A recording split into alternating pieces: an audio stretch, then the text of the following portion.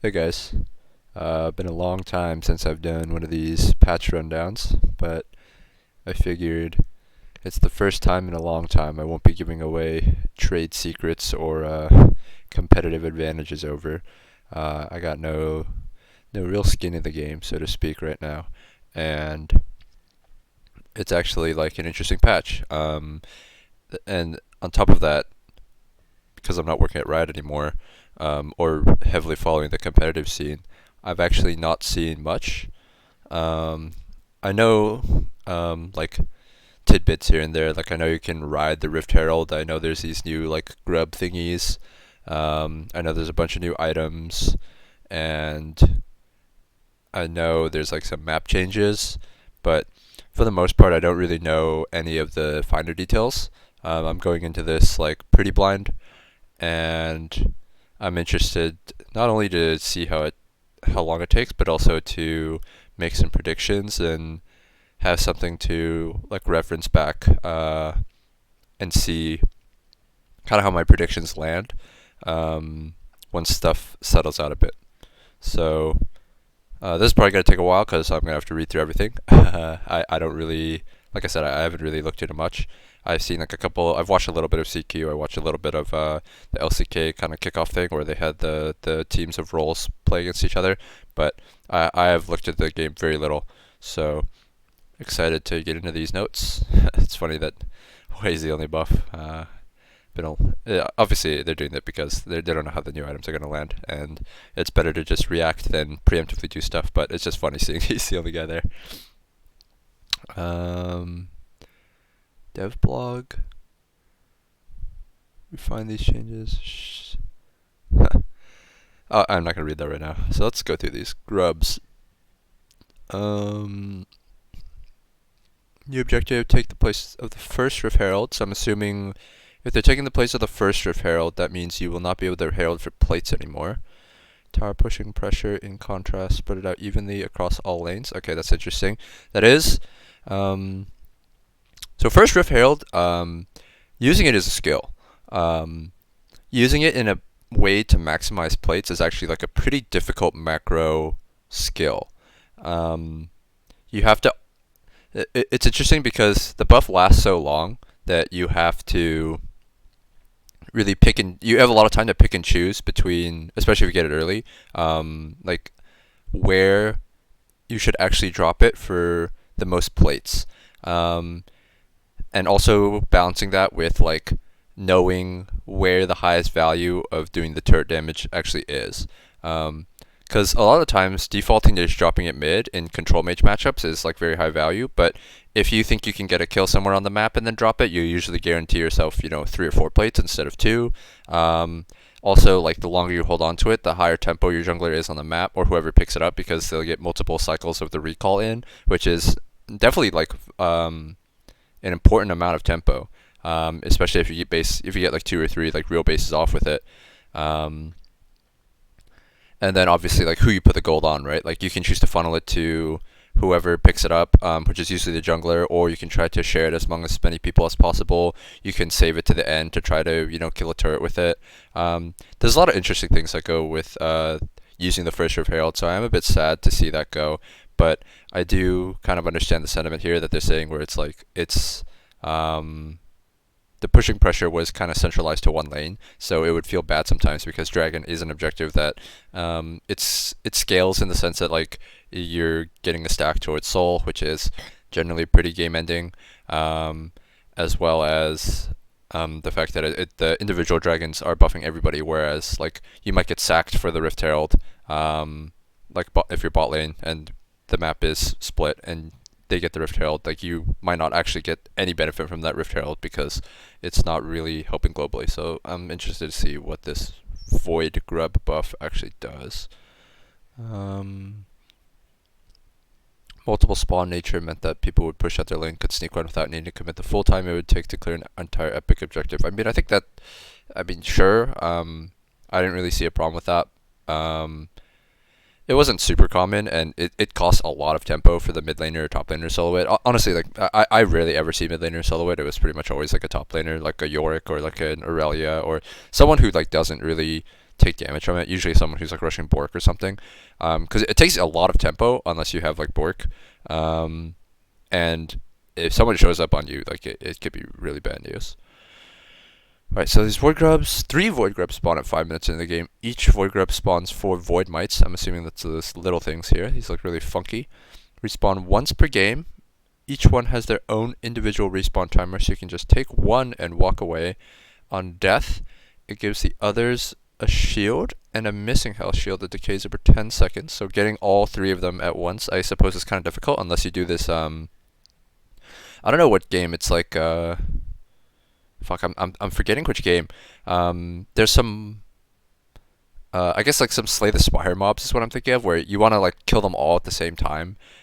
Essentially, it's been so long since I played Slay the Spire that I forget exactly what mob, but you want to kill them all at the same time because they enrage like whenever you kill one. So it's interesting. There's probably going to be some level of min-maxing where you want to get them all like really low.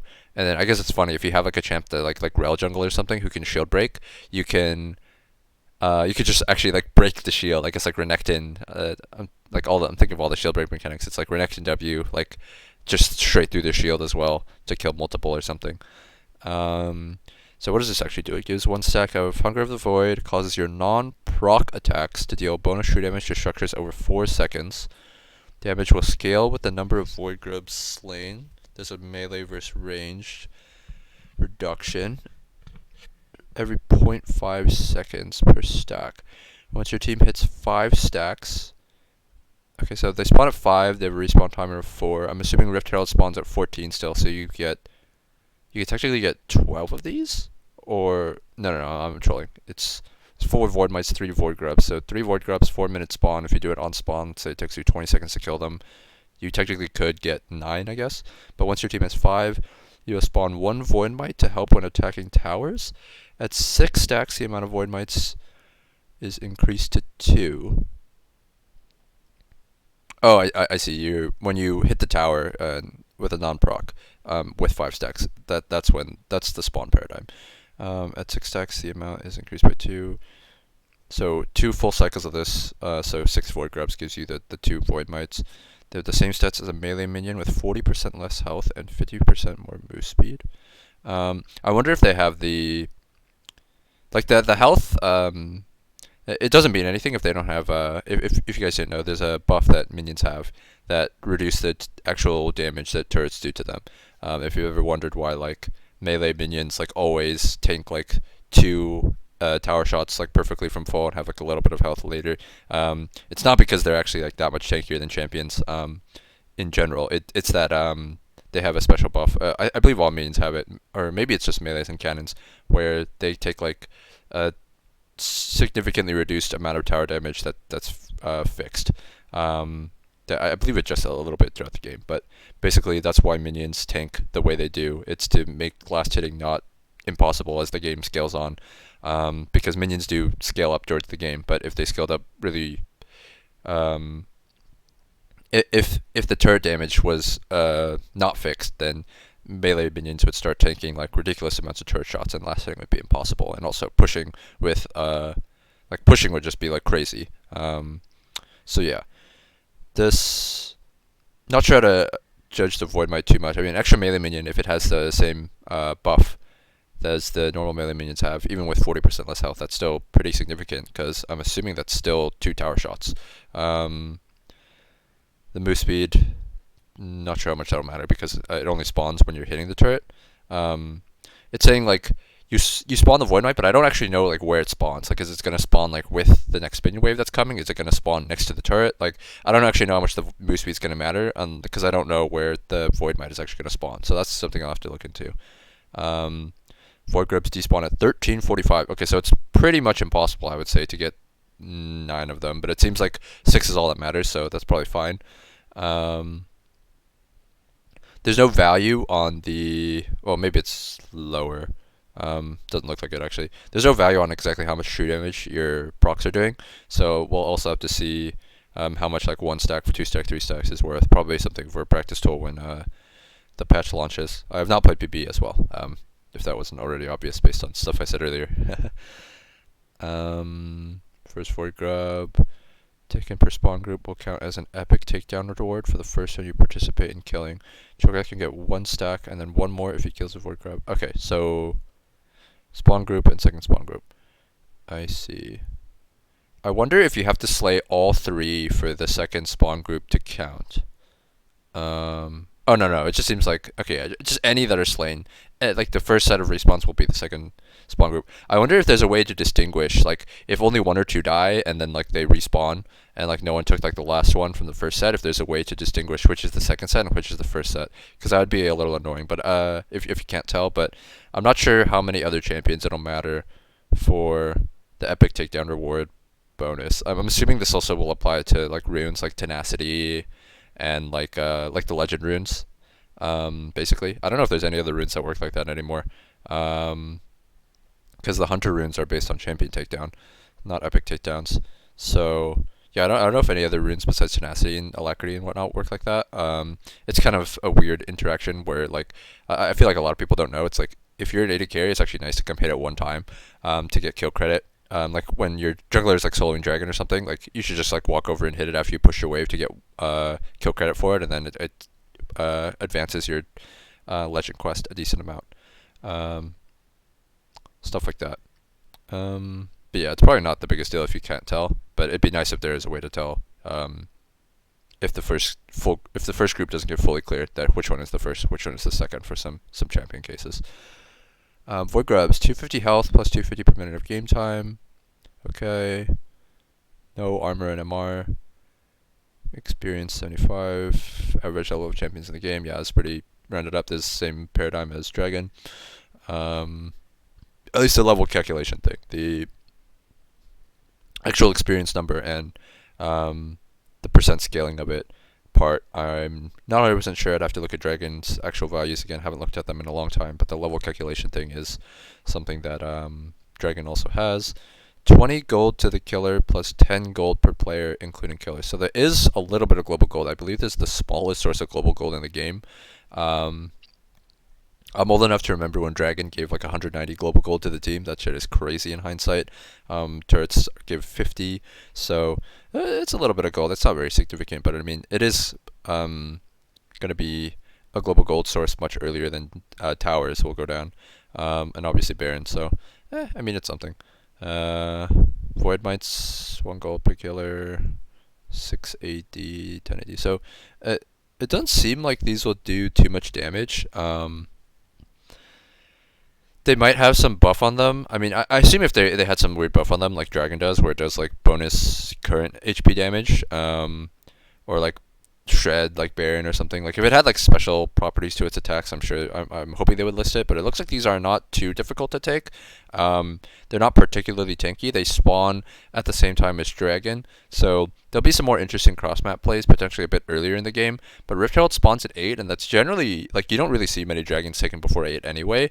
And it'll really depend on how these are tuned and exactly how long it takes for these to die, because you don't really see Dragon taken before 8 anyway, and my initial impression is that if you're going to trade 8-minute Dragon for 8-minute Rift, right now I would prefer 8-minute Rift over these Void Grubs. I think the potential reward of Rift is probably higher than these Void Grubs, because the thing you also have to understand about these Void Grubs is that if you're getting shit on in lane, across the lanes, like, this does nothing for you, because this is only, like, it's a very minimal amount of gold. This gold is probably not going to be what swings your lane.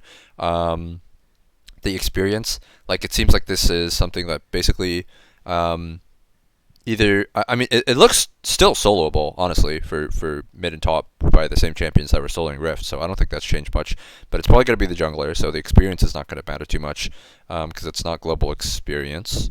And I think the Rift Herald is just stronger. Like, yes, the gold is centralized into one lane, but the thing about the Rift Herald is you have to be getting shit on so bad for it to not at least crash for plates.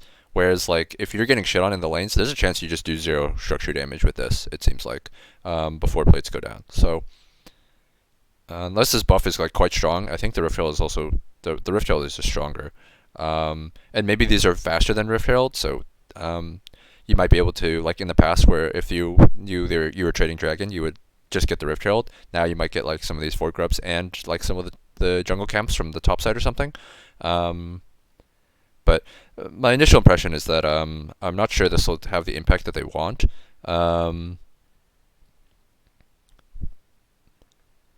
Like I guess like yeah, this will probably solve the design goal of like they spreading out the Rift Herald presence, because yes, I agree it could feel bad when the buff is basically the Rift Herald like objective is only used to help one guy, but um I guess they're also saying like they're afraid that like they didn't like that Rift Herald would sometimes end the laning phase.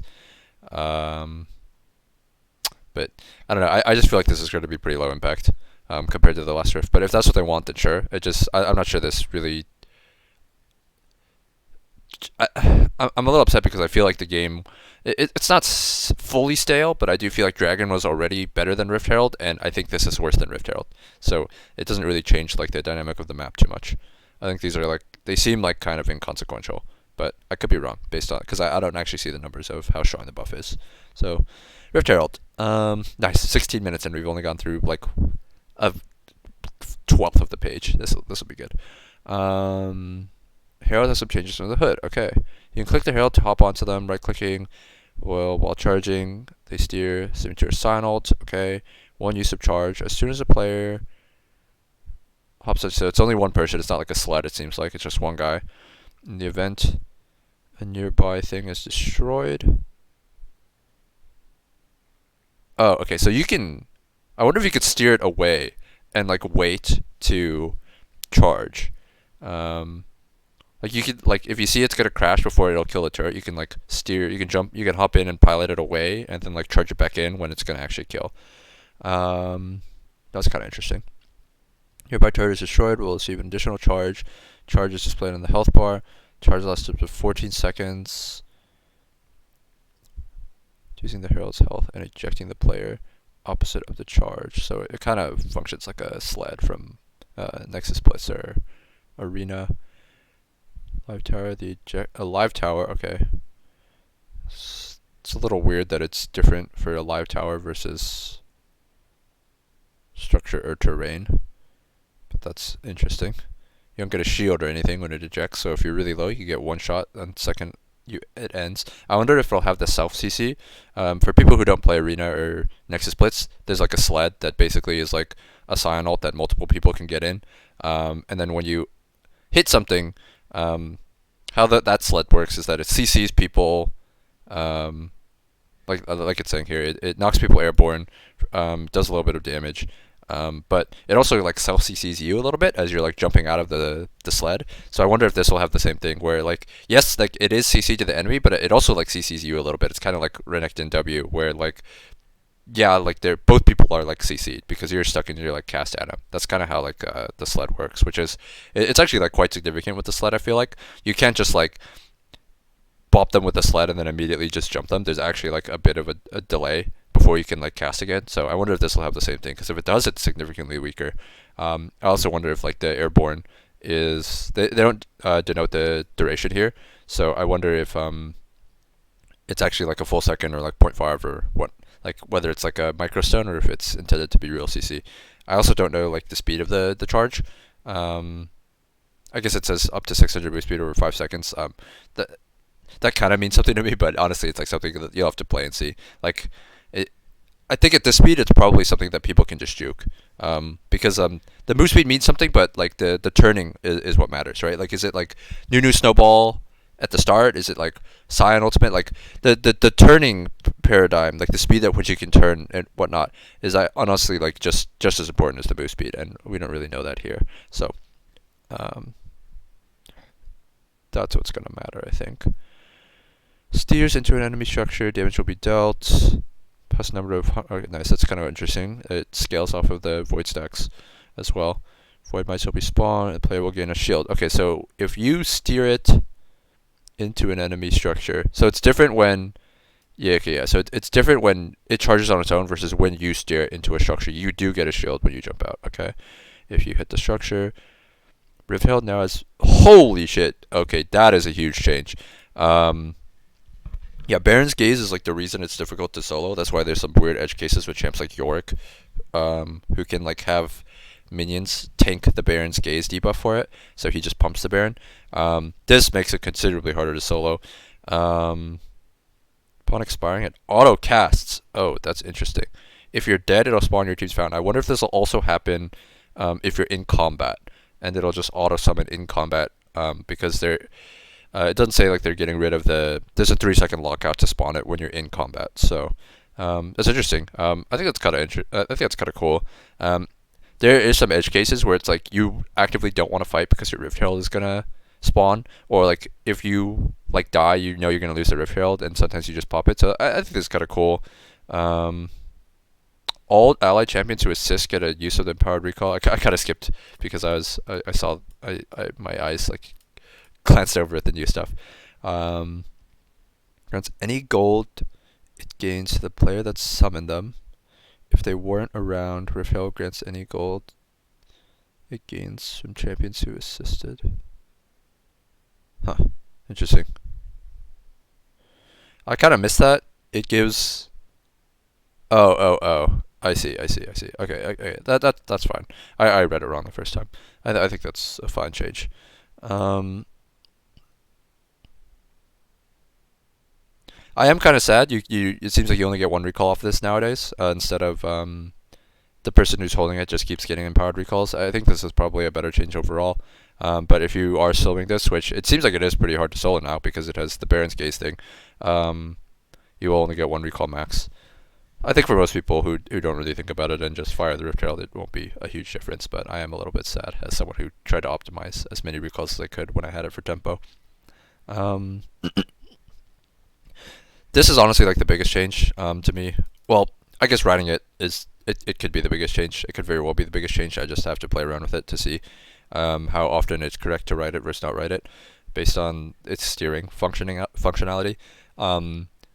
The Baron's Gaze thing is interesting because Baron's Gaze doesn't apply to true damage, and they haven't said that the eye mechanic is going away where you hit it in the back when it opens its eye. Because if... did it show the health based on level? Okay, so if the tankiness is unchanged, second Rift Herald is significantly tankier than the first. And if you're also doing 50% less damage, a lot of it is going to come down to the eye. I'm assuming it's still in because they're not saying it's removed. And whether that eye damage is affected by Baron's Gaze. It shouldn't be, because true damage, like if you have like Olaf, like hitting Baron, his E, like all true damage is unaffected, basically, even if you're taking the Baron's Gaze, at least to my knowledge. So it should still not be too slow, because I would guess like for most champs, like about like 40-50% of your DPS to the Rift Herald when you're soloing it is hitting the eye, and this is like scaled up if you're a champion who auto attacks a lot. Champions like a Mumu or something who don't auto it, or like Karthus is probably like the biggest loser, who don't actually auto a lot, are going to be the biggest loser for soloing rifts like this, because if you didn't know, this mechanic where the more you auto attack the Rift Herald when its eye is closed, the faster the Rift Herald eye opens. That's not exactly how the mechanic works, but like that's basically like the very simplified version of it. So champions who do a lot of spell damage, like a Mumu, Karthus, a Mumu is a little different because he actually does auto, but Karthus like doesn't really auto much at all, because you're losing DPS from not casting Q if you're autoing. Are probably going to be hit by this the most. This is a kind of a weird change. I'm assuming they're doing this because they want to fulfill some of the goals they said earlier, where it's like, we don't like that some people solo it, but I really don't feel like that's a problem. So maybe I'll have to read the design thing they posted above, to see exactly why they really don't like people soloing it, but I didn't really feel like it was that big an issue. Maybe like these changes they actually make the Rift Herald like much stronger than I perceive versus the live version, and that'll make it like a team, like more like concerted team fight objective, because right now second Rift is probably the least consequential objective in a game. That's not to say it's inconsequential, but if you like, most of the time like a dragon is worth more and the first Rift Herald is worth way more, because plates are still up than second Rift Herald. So I guess this is their way to try to make second Rift Herald something people actually want to fight over. But I'm not fully convinced yet. This is something I'll have to play out in game. So once Baron Nashor emerges, the next are 30% more health, dude. Ever since they changed the jungle camps to have way more health, so they're harder for non-junglers to kill, these things look so tanky already. And now they have 30% more health. Holy fuck! And they've more increased durability. They're buffing the armor and MR on these too. Holy fuck. Once slain, they grant their buffs to the entire team of the player that takes them down, excluding dead allies. Oh my god, their buffs are also getting changes. Okay. Haste scaling down to flat. Good change. Regen does not scale as hard anymore. Wow. I already felt like after the last red buff change that, which I think was a good change, by the way, where they nerfed the healing. That was very good enough. I already feel like you didn't feel the healing nearly as much anymore. Before red buff was like straight up like a Garen passive, it felt like, before the last nerf to it, not counting this one. Now, I feel like that's kind of overkill. You already don't really feel it that much anymore, especially in the early game. And now that it just stopped scaling at 6, it's much weaker. But I guess this is like a precautionary because they're giving buffs to everybody now. I'm kind of sad. As a jungler, you get the buffs all the time. I mean, I play a lot of other roles now, but the thing is, like, the other roles I play also get the buff because I'm, like, the mid laner. I'm mainly playing, like, mid and jungle, and now everybody gets it now, and they're just weaker. I mean, I think the blue buff one makes sense. Like, I think the fact that it scales haste like that is a little weird. The health, it just feels bad because I feel like the health is already not that significant. I kind of, like, blue buff, I don't really mind that most people get. The red buff, I think, can be kind of annoying. They're not nerfing the slow. Or the damage, and I'm kind of glad they aren't too because I feel like these are just nerfs to jungle,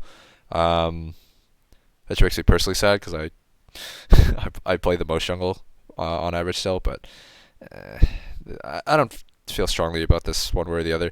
I feel like giving everybody red buff is a little scary and everybody blue buff. I mean, like, yeah, everyone's just permanent mana past 20 minutes, and I feel it'll fuck with like having to base and like tempo and whatnot a bit if everyone just has buffs, but.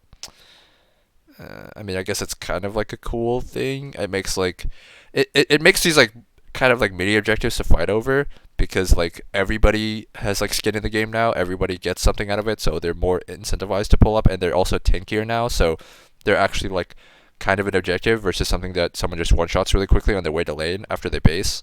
Oh, they no longer try. Okay, this is a good change. I was about to say also like if you like in solo queue games, everyone is just gonna have double buffs permanently because everyone is gonna be fighting around these, and then also like transferring the buffs. But this is a good change. I guess I was gonna say like how do you distinguish a Voidborn buff versus a non-Voidborn buff? But I'm guessing like everyone will have it. So once you see that everyone has it, you'll know they're Voidborn versions. Non-Void updated Draconic Sentinel and Brambleback. No respawn is required for it to become Draconic. Once the Elemental Rift, Draconic Sentinel and Brambleback will give the champion that slayed them a version of their respective buff and drop a duplicate of their buff.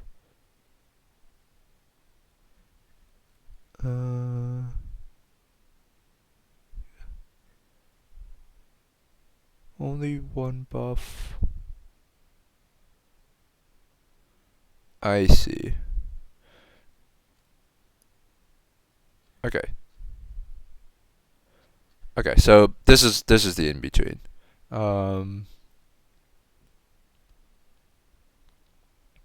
Got it.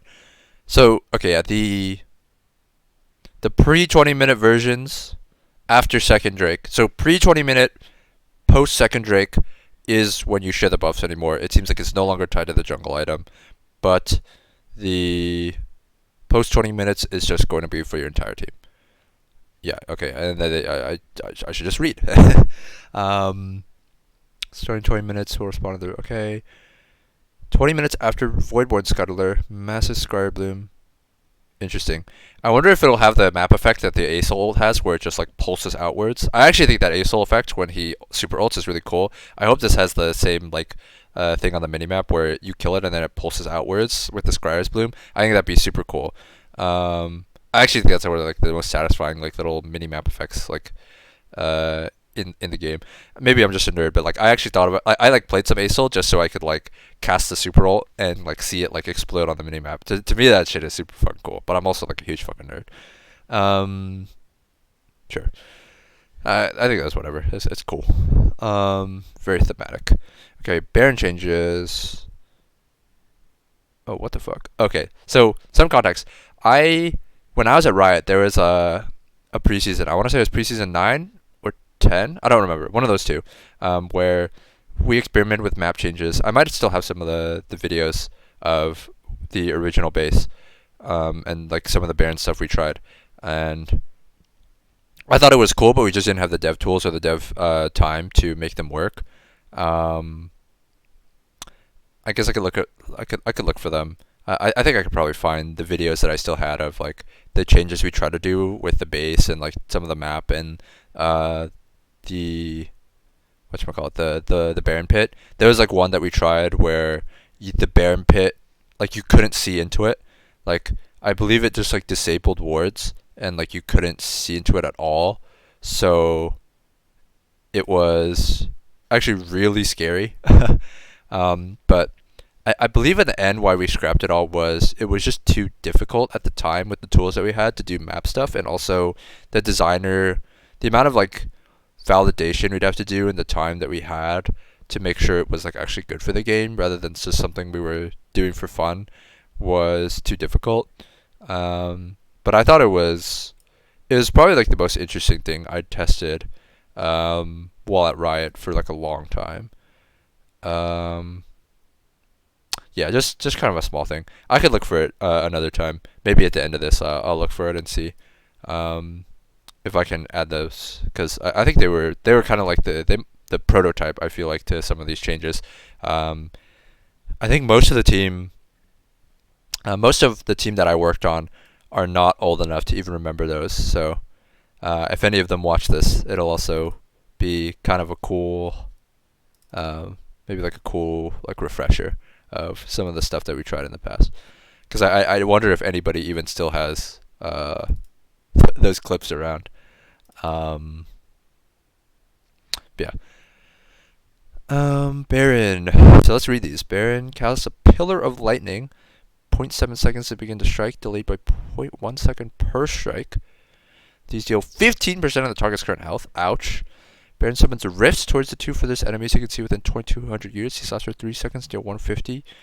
Okay, Baron reaches out after 1 seconds. He grabs all enemies in a cone. Holy shit. Wow. They look differently? Okay. Maybe I'm dumb, but these all look the same to me. um. Okay, they are different. The all-seeing Baron. Okay, so he has an eye. Okay, yeah. This is like some Where's Waldo shit for me. So this one has an eye. This one has a horn. And this one doesn't have anything. Okay, so eye, horn, and nothing. So the eye, I'm assuming is this lightning one. The, oh wait, no, the all-seeing one, that would make sense, is the eye one. The hunting one, I'm assuming that's the horn. Horns are for hunting, I guess. And then the territorial one is just the one that has nothing. Okay, holy shit. I actually straight up like was looking at this. I was like, it's that fucking Office meme. Like they're the same picture. Oh my god, I'm losing it. Okay, this is gonna take it some time to remember. These are for sure gonna fuck some people up. People already don't dodge the like stupid ass like circle attack and like the tentacle knock up that like shows that's gonna knock you up below you like already. I'm assuming like part of it is like most of the time when you do Baron, it's kind of free. Okay, maybe not most, but a lot of times you do Baron, it's kind of free, so you can just tank it. But people are already people are pretty bad, I would say, on average, of like paying attention and doing optimal DPS to Baron, both in terms of like not stacking in the back of the pit, dodging the circle puddles, and like the knock up. Maybe this will turn people into being better at dodging them because like these are way more consequential. But it's gonna take some time for people to learn. Um, wow, this is still so much experience. I complained a long time ago to designers that I think Baron just gives too much XP. Um, it's funny. It's like there was like because we had some like Baron versus inhibitor arguments, and I was like 1000% always on Team Baron. I think inhibitors suck comparatively to Baron because Baron enables you to get inhibitors, plus it gives you gold, plus it gives you a shit ton of XP. So like if it was like, hey, would you rather have like bot inhibitor to make it easier for you to get Baron or just get Baron? I'm like, oh no, I would just fucking give me the Baron every single time. Um, I would have to look up. I guess I'll just look it up on my second monitor. How much Baron gives on live. I'm actually curious if they've adjusted the XP. XP.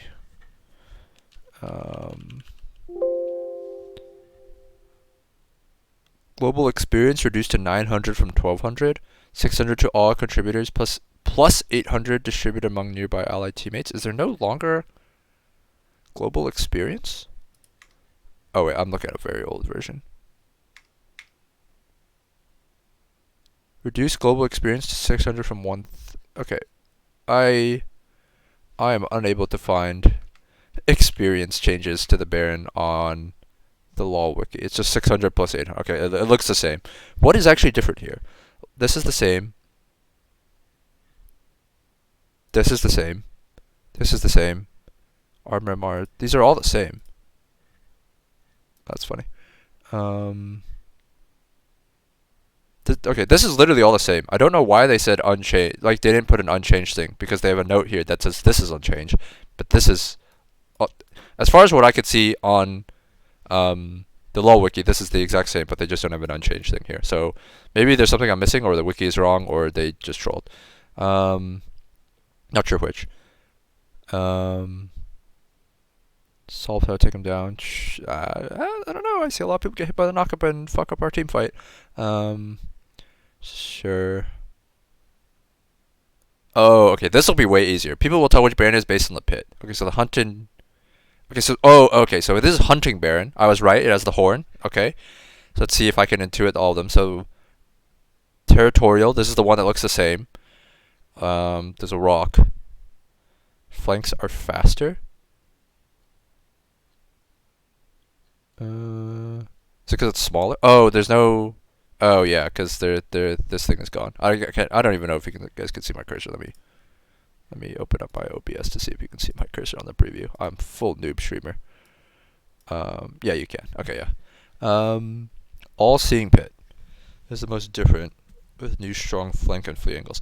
Yeah, because I wonder how vision works on these. Like, if someone's here and someone's here, I'm assuming, based on the way vision should work with the rest of the walls in the game, that they can't see each other. So there's a lot of interesting things you can do around this. Having a ward like here and like here and stuff was going to be way more important. Warding around this is going to be really interesting. Oh, I even realized there's a fucking gap here. Holy shit. Okay, yeah, this one's wild. Here the walls are still intact.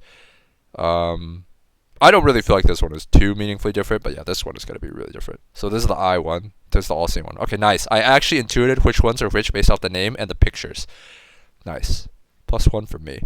Great work, designers. Oh, and also, yeah, they have the attacks, the different attacks. Probably also play into the terrain here, though. But I'm not going to think about that too much. This is something that, for sure, I'm just going to have to play and experience. Terrain changes. This is also something we tried. This big-ass rock. We also tried like a big ass rock like here. Dude, I really want to find these videos. Fuck. Maybe I just look for them right now. I think I know where they are on my computer, so.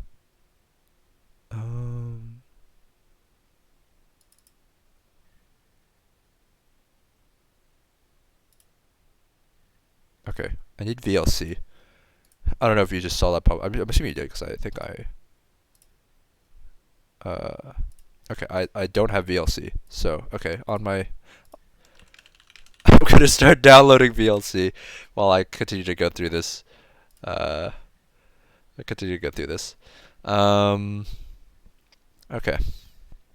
I really want to show you guys these clips, because I found them. They're really easy to find. I'm really, holy shit. Jesus Christ. I really want to show you guys though, because I'm getting straight deja vu, or not deja vu. I'm remembering so many old memories from looking at these images. Okay. Changes.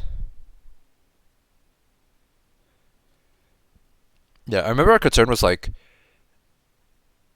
champions who can dash over this wall are still really OP. I remember it's like you think you're really safe and then Rek'Sai pulls up on you, but like we were like we can't balance everything about around Rek'Sai ganking you. Rek'Sai is always going to gank you if they want to gank you.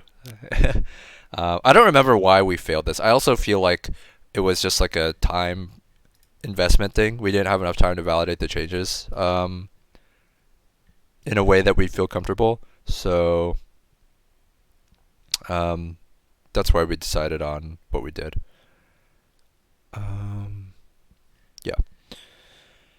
Okay. This is something you'll have to see. I mean, all the things they're reading make sense here. I'm not going to read all of it, but yeah, they just want top lane to be more 1-for-1, and the Rift Herald changes as well as these map changes will affect that. I think top lane is significantly harder to gank for most champs. Although, if you're a champ who can gank through this wall, you'll probably catch more red side top laners off guard because they probably feel really safe with their low rock here. Yeah, I mean, I don't feel strongly negative or strongly positive about these changes. I think for the design goals that they were aiming to hit based on what they wrote here, I think they probably will succeed. I don't play too much top lane nowadays, but I definitely will appreciate this as a red side top laner. Mid. I've been playing a lot of mid, so this looks funky. Getting Dove mid is gonna be significantly easier. Or getting Dove mid it's gonna be way easier for them to dive you mid, or for people to get Dove mid. Is my first impression on these changes. My second impression on these changes is, Jesus, you have to be griefing really hard to die to a jungle gank, because most of the time you should be cheating heavily towards one side. So like, if you know you cheat on the side your jungler is, or the side you know the enemy jungler is not. So it's like, I'm imagining if you're playing on this pocket of the lane and the enemy jungler is coming from here, like how the fuck do you die? Like, it's gotta be so hard for you to die to a jungle gank in mid now. This is kind of interesting because it's like I play the most mid and jungle right now, and it's like my initial reaction to this change is like, wow, it's really hard for the jungler to gank this. Traditionally, getting Dove is probably a lot easier. Like I'm like this, like where the wall is on like the live version of the game right now. It's like I play a lot of Xerath, and it's like this wall is like your best friend. You're so hard to get Dove in mid. Like everything around the map has to be collapsing around you, and even then, it's like you just have.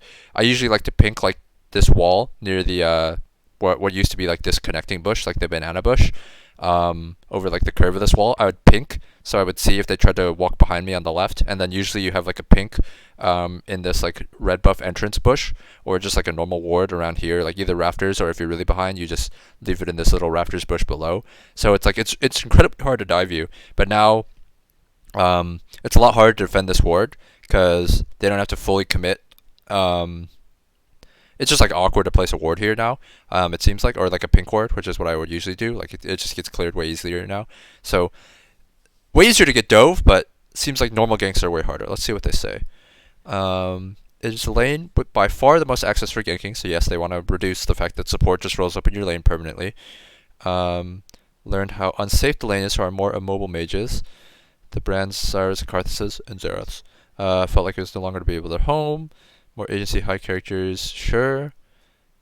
Yeah, so the thing is, yes, doing this will make those champions safer, but it also makes the champions who are already hard to gank that are... Okay, so people might think I'm capping when I say I think Orianna and Syndra are really hard to gank, with the caveat that like the good players playing these champions are already really hard to gank. I think like if you watch competitive play, it's like the amount of ganks like people like the top like control majors play, like Azir, Orianna, Syndra, like the amount of times those guys die to ganks is already very low, and now it's even harder to gank. I feel like can make the lane really boring, because the thing is also like if top lane is already harder to gank and mid lane is also harder to gank, like what the fuck is the jungler doing? Like people already, I feel like in solo queue and less coordinated play go bot a lot because bot lane snowballs so hard and it's really easy for bot laners to die. And it feels like in a lot of games bot lane is the only lane that matters, and now you're just making it even harder for mid and top to get ganked. Like yes, you're accomplishing one goal, right? Yes, the Zyras, the Brands, the Karthuses, they are probably safer now, but like the champions who are already safe seem like nigh ungankable now, outside of like extreme griefing from them. And you're also just like centralizing more ganks towards bot and like making it more prescriptive to play if the other lanes are just too prohibitively difficult to gank. It's like the jungler is more of like an objective bot, farm jungle bot, gank bot, and I don't like that. I don't like that. My play might become more prescriptive on the jungle because my agency in the other roles to gank the other lanes is tapped down. Like, because right now my view is that like it's getting tapped down pretty significantly. Obviously, I'll have to play with them to see exactly how significant they are, but that's my current feel. Just reading and looking at these changes.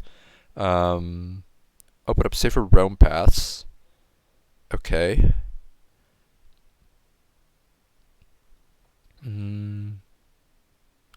Opening a mid lane to be mage forward should give us a real role for this class again. I also think this is probably the most egregious thing I think I've read. I think mages are far better than assassins already in mid lane, at least for higher level gameplay and competitive. And maybe I'm too competitive lensed here, but I don't feel like assassins are that big of an issue. It's like, yeah, they're like people hate laning against Zed. Fair. I hate laning against Zed too. People hate laning against Yasuo. Fair. I also hate laning against Yasuo. Yasuo's not even a traditional assassin, but I digress. Um, Respect their ability to face darkness. I already feel like a lot of mages, if you die, it's your own fault. And maybe once again, that's just me being tempered by like I understand how easy it is to get ganked sometimes on some of these characters, so I'm already reactively playing to how it should be, but I already feel like in high level, like at the top level of play or very high level of play, if the guy is dying on the mage, it's his own fault already. Like I really feel like some of these mages are already kind of hard to gank, and I think this might just push it over the top. Um, and I don't think mages are bad at all. And I think if you were holding the opinion that mages are bad, I don't think their gank ability is what is making them bad. And I also heavily disagree with this statement because I think mages have a real role in the bot lane. I just think bot laners are really fucking bad at the game and don't understand how to play mages in the bot lane. Like, if you have looked at any win rate data for the last like 5 years, I want to say, like that's a long fucking time. Like mages are dominant in bot lane. Yes, their pick rate is a fraction of what the marksman pick rate in the bot lane is, but when you extrapolate like 5 years of data, um, it's not a fluke that mages win more in bot lane for 5 straight years. And yes, you could say they're constantly low sample size, but it's like over the course of 5 years, you would think at some point in some of these patches they would not be outperforming if they're small sample size, like even with a small sample size, than the bot laners, but they consistently outperform the marksman. I think if you pull up Lolalytics, let's just look right now. This 13.24 patches. This patch is always the longest of the year because Riot goes on the break and whatchamacallit. There's so much data on this patch. Like yeah, like I'll just show you. Like this patch has been on live for like a month. Like look how many mages are here. There's not a single AD carry in the top 7. And this is not an outlier. Like you can go to like patches and upon patches upon patches upon patches, and it's just mages in the bot lane. And yes, it's not every mage. Like you don't see like Orianna like in here. Like Syndra is a bit below. I digress with this champ because Syndra Orianna are kind of balanced around pro. But like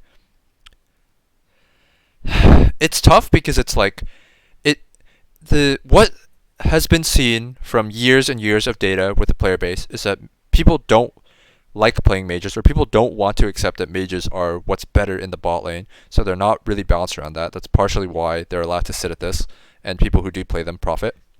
I play a lot of Swain bot. I play a lot of mages bot, honestly. I do think I'm one of the most qualified people in the world to speak on mages bot. I've played every single one of these mages except Cassiopeia bot for several games. Like not several sounds so little, like 10s, 20s, 30s of games at the minimum. Some of them much more. I've played Karthus Swain probably hundreds of games in the bot lane. And the thing is like, yes, the win rate is not going to show it in mid, but like in competitive play, like it's not a fluke that like Faker played 3 champs like Orianna, Azir, like Syndra, in competitive like throughout. Like when is the last time you've seen like assassins actually dominate competitive play? it's so rare. It's so long ago that even like a singular assassin, they have to be so overtuned for them to be in pro. Like this talent champion, I'm pretty sure this guy sits like super. Maybe not this season. I think he was a bit weaker this season than some past. But like for the most part, this guy sits at like 53, 52% constantly. Never gets any play. Never gets any play in pro. Um, he's consistently one of the better performing assassins in pro. This guy never gets played.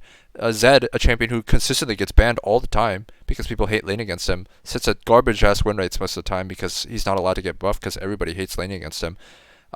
Never picked in pro. Like a lot of these champs just don't get picked in pro. They're already good in solo queue, and it's like, yes, I understand they have goals from these changes to accommodate for the other parts of the player base. It just feels bad because I really feel like in and around the level that I play, um, mages on average are already better than assassins. In competitive play, mages are certainly better than assassins, and this is a change that is going to nerf assassins.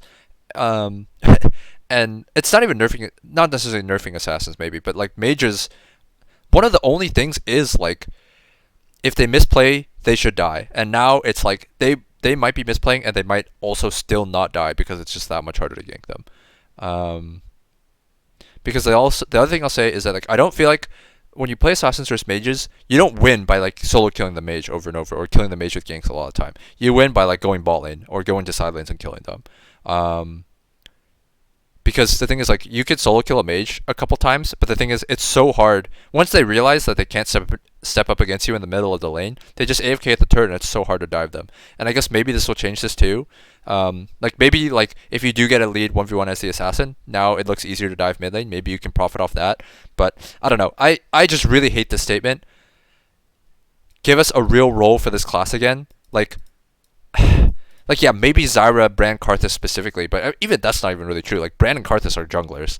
Like maybe they want to put them back in the mid lane, but like a lot of these immobile mages, I think they're either already good in the mid lane, or already good in the bot lane, or already good like in some role for like Karthus, Brand, Zyra, like jungle or support, like or even like bot carry. Like Brand and Karthus are good bot carries. Zyra you don't see much. I think it's probably fine bot carry. People just don't play it, and she's a good support. Like I just really hate this statement. Um, I I think it's such propaganda that mages are like, oh, mages are so bad, mages are so bad. It's like, yeah, like maybe like your item diversity is a little worse. Like I feel like 80% of games you just build fucking your mythic into Shadowflame into Deathcap Void Staff, whatever, depending on your gold income. Like yeah, it's a little bit boring, but you're not fucking weak. Like um, real role versus like power is like two different things. I don't know. I just really hate this statement. But I've spent too much time talking about this already. Millionaire's core, some amount of roaming, sure. Current state of league. Don't have the agency to safely roam feel invalidated by that rule.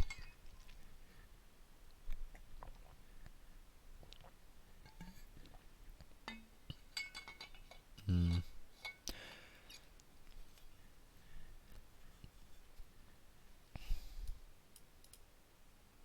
Number of high agency mages who will benefit a lot and be overbearing at the start. Yes, I 100% think this is going to be the case. I think it's straight mage propaganda to say mages are bad or have no role. I think mages do have a role. I think they have multiple roles. They might have more roles than a lot of these other champs. Like, when's the last time you saw a bruiser like be useful in the bot lane? Um, I don't know. I just hate the statement. I don't think the goals are necessarily off. I really just can't get past this mage forward. I I hate this line so much. Because this is coming from a guy who's like I've watched mages like the entire lane. I've like I can't remember the last time like mages were like non-viable. It's been so long since I feel like mages have been non-viable. I feel like every other role outside of marksman has gone through phases where their role is non-viable. I cannot remember the last time mages were not viable either in the mid lane or the bot lane or the jungle or both. It's or all three. Jungle is definitely the one where they're least present, but like man, I really don't like this statement. Yes, I think it's good that they this last statement. I feel like I'm at least acknowledged a little bit by this one. MLH, if this is you, thank you. Um, but uh, I already despise laning against like Syndra or Orianna. Like now that you're telling me they can just like play right here and not get ganked from the right side and just like continually like shit on me under my turret, like in this little pocket. Ugh, my heart, the pain. Bot side. Okay. Okay. Holy shit. There's no rock. Yeah, red side bot lane. Yes, that I agree. They're much more vulnerable than before. The brush should be substantially worse for ganking red side bot lane when unwarded. The river brush gives near unfettered access to lane as power is brought back. Cover access to the red tribush from river. Yeah, so they're saying if you ward this, you'll see this exit entrance, but you won't see this entrance if they're going over and above into the bush. Okay, I am. So, like I literally said earlier before I looked at this already, I already feel like I'm gonna be ganking bot a lot more because top and mid look really hard to gank. And now that I'm seeing like it's potentially even easier to gank bot lane in some cases, my god, it's 3v3 bot every game. I am terrified. Because what I'll say is like, yes, they're saying like we'll monitor this and whatnot.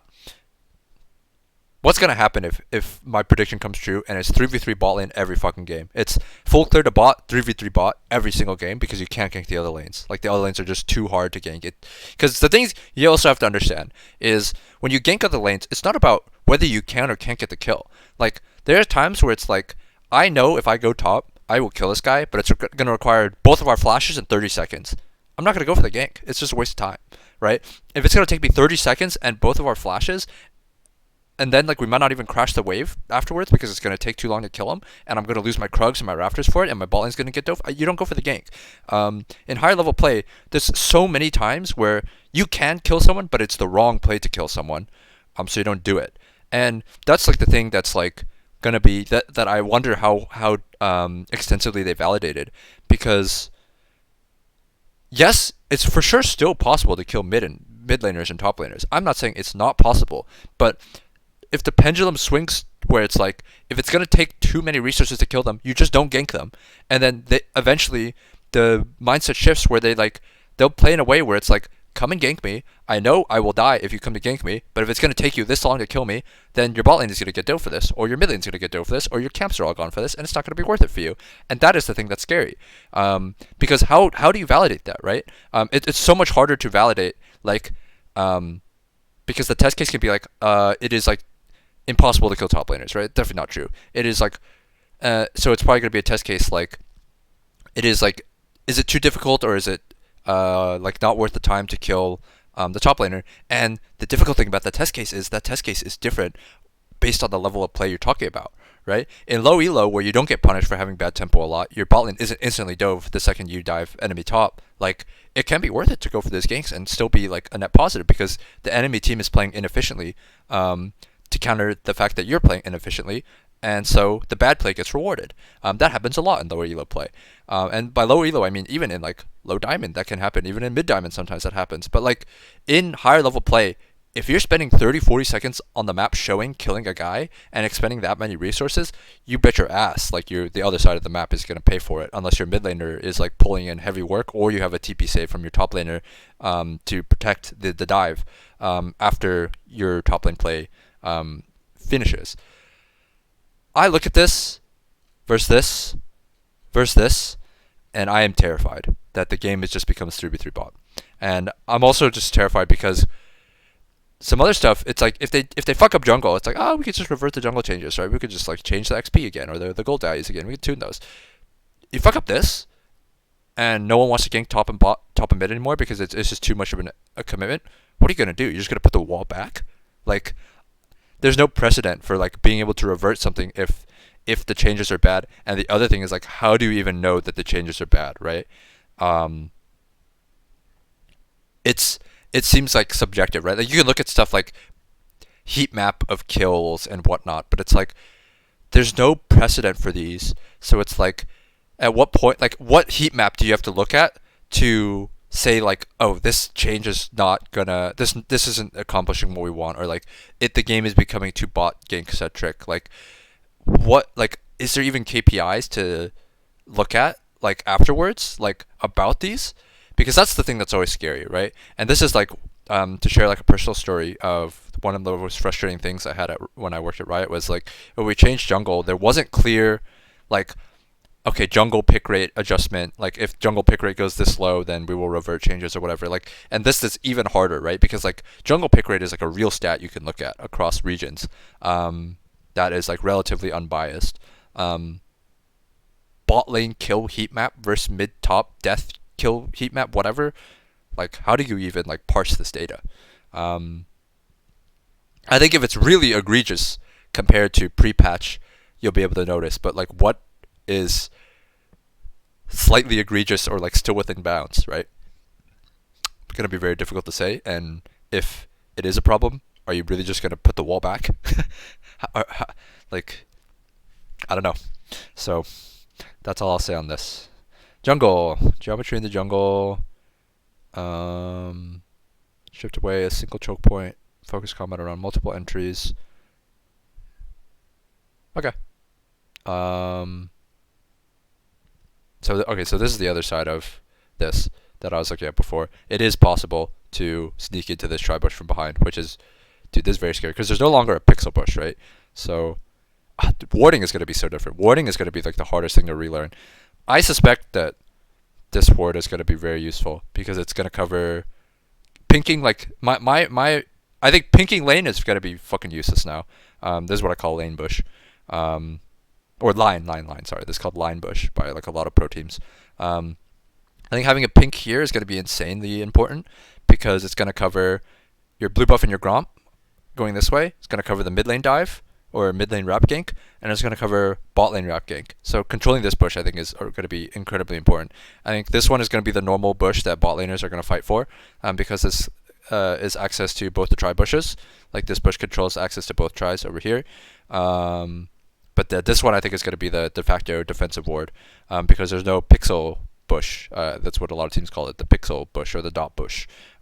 This bush is fully deleted, so this is going to be the new one. The interesting thing is, I think if you hug along this wall and they have like a pink here, I wonder if a pink here will see them if they hug this. Because there was some optimizations around like where you put your pixel and dot or your pink and pixel or dot bush, whatever you want to call it, that if the jungler hug the wall really well, they could dodge it. And this one looks not even close. I think like if you have a pink even on the edge of this bush, it's not going to see them if they hug this. So the mid laner will probably still have to expend his ward into line. But dude, I think if you're hugging the other side, there's no way you die to a gank for most junglers anyway. So who knows? You might just use every fucking ward on these side little bushies nowadays on mid lane, or just keep warding your lane. Okay. Infernal Cinders spawn on the map in small groups. Higher likelihood of spawning towards the losing team. Picking up a naturally spawned Infernal Cinder grants a small burst of movement speed and grants a stack. They grant haste. On death, 5 remain. Some remainder being dropped and the rest being destroyed. Cinders from birth, death, that's good. I think it's really dumb that you could kill someone and just get move speed boost. That's really good. Infernal Wall. Okay, this is interesting. I think this is cool. It's a cool little minigame. This sounds fun. I'm excited to play this. I thought current Infernal map was kind of lame. Also, really adversely affected some champions. Yeah, I mean, I agree. I think this is by far the least most interesting in terms of gameplay. I also think Mountain is also very uninteresting. And then I'm kind of interested. I'm kind of surprised they didn't change Mountain too. I feel like Mountain and Infernal were both like. I'm excited. I'm interested to see how the new Mountain and Ocean maps look, because those are the ones that. Okay, yeah, they said yeah. Yeah. Okay. There's no pictures for these, so I can't really comment on them. But yeah, I was about to say. I don't read this. I need to read, man. Mountain and Ocean Drake. Interested to see how the bushes connect and whatnot, because there's when I look at these, it's like I really wonder, like some of the stuff, like if you just copy pasted Mountain and Ocean, there's some stuff that's significantly out of place. So interested to see how those are changed. Oh, nice, all the champion changes. My hot take is I think this champ's kind of strong already. if you know what you're doing, which most people don't yet.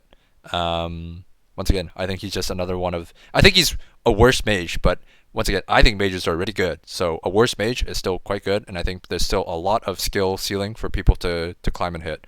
Um, yeah, well, remains to be seen. But I think this champ's kind of OP, and I think he's also probably playable bot.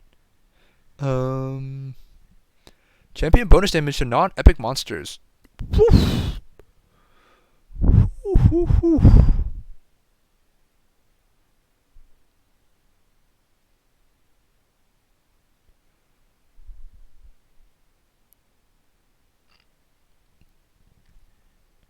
Okay, so pet damage up, champion bonus damage down, pet damage cap.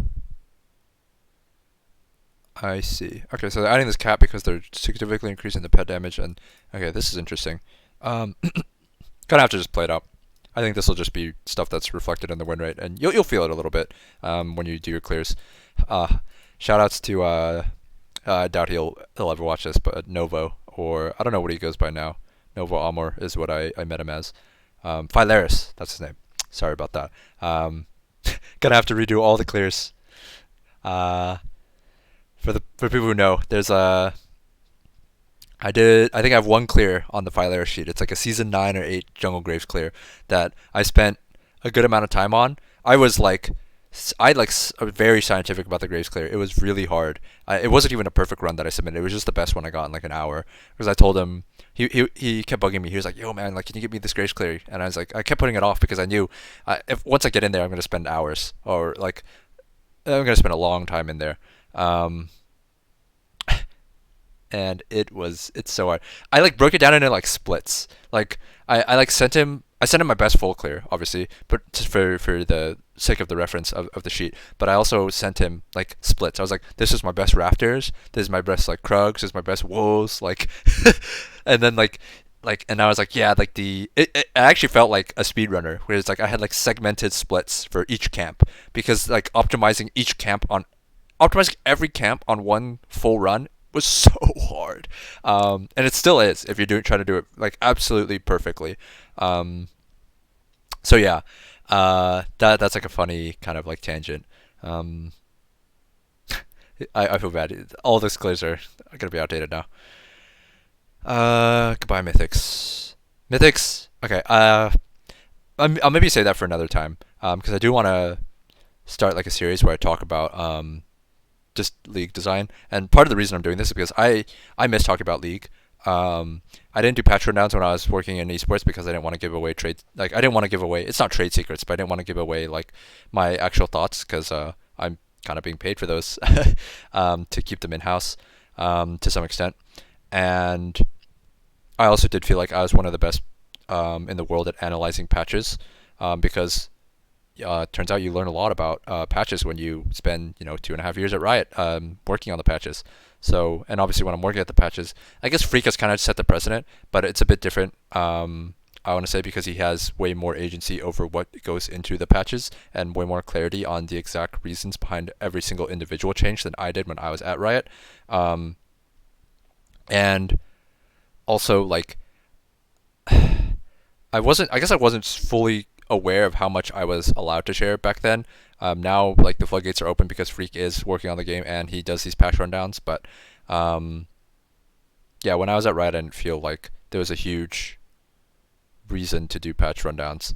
But now that I'm not working at either, and I can just give my unfiltered thoughts as one of the most unique perspectives in the game from someone who worked at Riot, was a pro player, was a pro coach, and now is just a high elo solo queue player. I mean, I was a high elo solo queue player before, but as well. But that's like, I don't know. I'm just giving perspective across like all the perspectives now, I guess. I don't know. Thank you for watching. All right, items have been removed. Stopwatch. Woohoo! Demonic, Leeching Leer. No, demonic. This item was super OP. Wow, Crown and Everfrost. Wow. Okay, let's see. Riftmaker. This is gonna take a while. Okay, this looks the same. Oh, Haunting Guys is back. What the fuck does Haunting Guys give? Okay, well, is this in here? Okay. Holy shit, this looks weird now. Amp Tome Ruby 500 gold. Oh, this is the old Leandry's passive. Wait, did Haunting? No way, right? Did old Haunting guys? I want to say the Haunting guys when it got removed was Flat Pen. Let me check.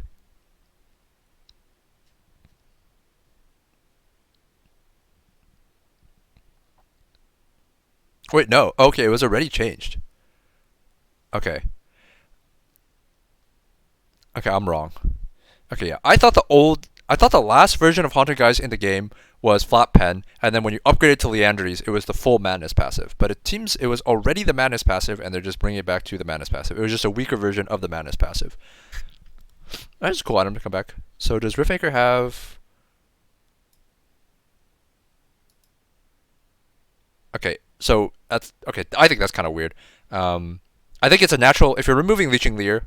Um, oh, you only game the Omnivamp when it's fully stacked. Okay, so it just doesn't give Omnivamp anymore till the end. And you also, but when you upgrade it, you lose the Haunting Guys passive? Oh, wait, no, no, no. It's just, oh, okay. I'm so dumb, man. I need to read. Um, oh, it doesn't go to true damage anymore. Okay, so you don't get the true damage anymore, and you also don't get any Omnivamp until it's max, but you do its ramping damage, so it's just, don't know how I feel about this item. Leeching Leer sucked. Leeching Leer was the biggest bait item in the game. Um, Haunted Guys is for sure better than Leeching Leer. Um, Not having any Omnivamp in non-champion combat is kind of a big deal. I think for champs like Gwen, who like side a lot, like Diana, who likes side a lot, having the ability to heal off of the wave was actually kind of nice. Um, mm, can't tell if this item's better. My initial feel is that the item is probably a bit better. I think Riftmaker on live is a pretty bad item, pretty niche item. Um, but it's kind of hard to parse. Malignance. This looks like okay. 20 ability haste for your ultimate. So this looks like it's taking the place of either Everfrost or Crown because it's a cheap kind of it's a cheap legendary tier item. Yeah, legendary tier item. Um, I guess they're all legendary tier items again. Or there's no mythics, so it's just legendaries and basics. I guess I don't know what those middle items. I don't know what Lost Chapter is classified as anymore. Like, um, yeah, what I don't know what they're but component item, basic item, starting item. I don't know. Fuck, whatever. 2000 gold item. Deal damage to a champion with your ultimate. Burn the ground beneath them, and reducing their MR by 1 as long as they're on the burning ground. Increases based on damage done.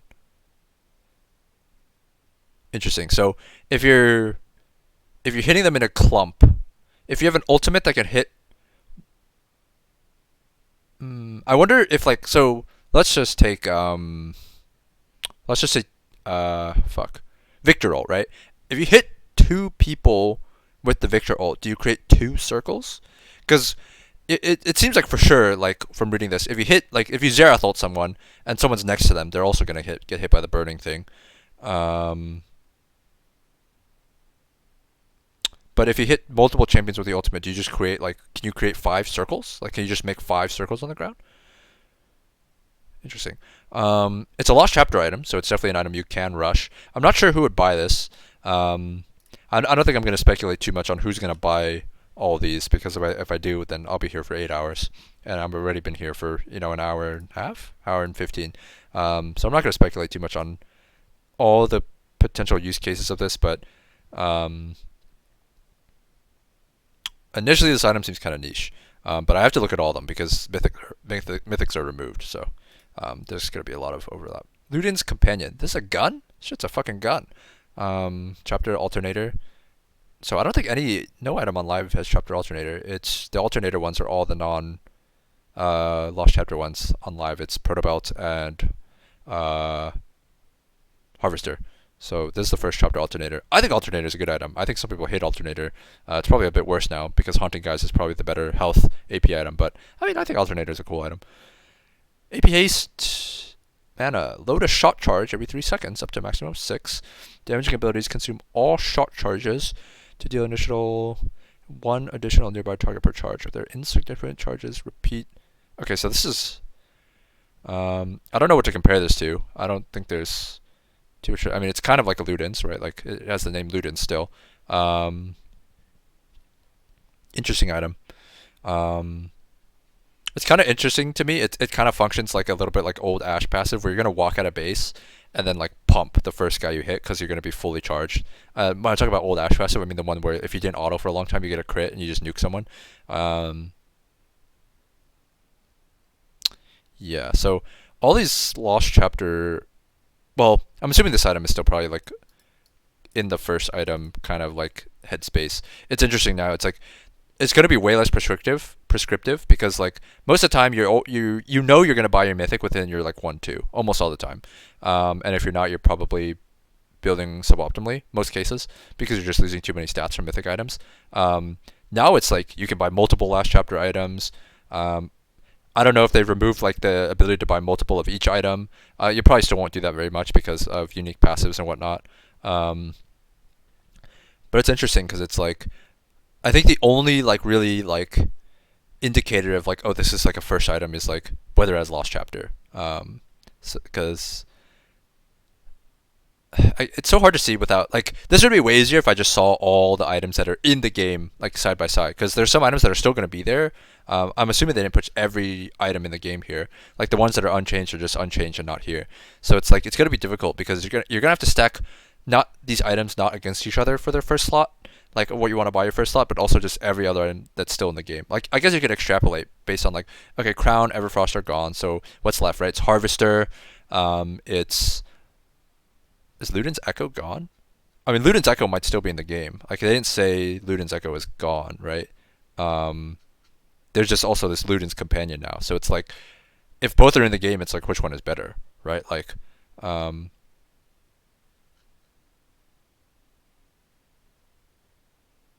mean, Mythic, yeah, Mythic. Uh, yeah, I don't know. This is so hard to say without seeing what else is still in the game. Um, don't feel strongly about this item. I think it's more interesting version of the old Ludens if Ludens as its own like the old Ludens is gone. What the fuck? This is like a Lichbane ass looking kind of build path. Dealing 35%. Oh, old Storm Raider Surge. Okay. After 2 seconds, Storm Surge strikes the target with lightning. Interesting. This is an item I could see champions who. This is kind of like Harvester. This kind of reminds me of Harvester, a better version of Harvester. It doesn't give any HP though, but it has an alternator and it gives move speed. Although it's more conditional move speed than just hitting someone with something like Harvester did. Yeah, interesting item. Cool item. Not sure it's a rush. It doesn't give mana, so it'd have to be someone who doesn't really have mana problems. But I think this could be like a interesting second, third item for sure. I mean, these are really good stats, and I think it's a really useful passive for a lot of champs. So there's no longer a mythic. Doesn't give flat pen anymore. Alternator, Kindle Gem, 600 gold. It's kind of like old belt. I don't know who's gonna buy this. It doesn't give move speed anymore. It's just the dash. It doesn't give the move speed on hit anymore. It's just the dash. I'm assuming it still does 0 damage to creeps. For someone who really needs the dash, but dude, 2,500 gold on the second item.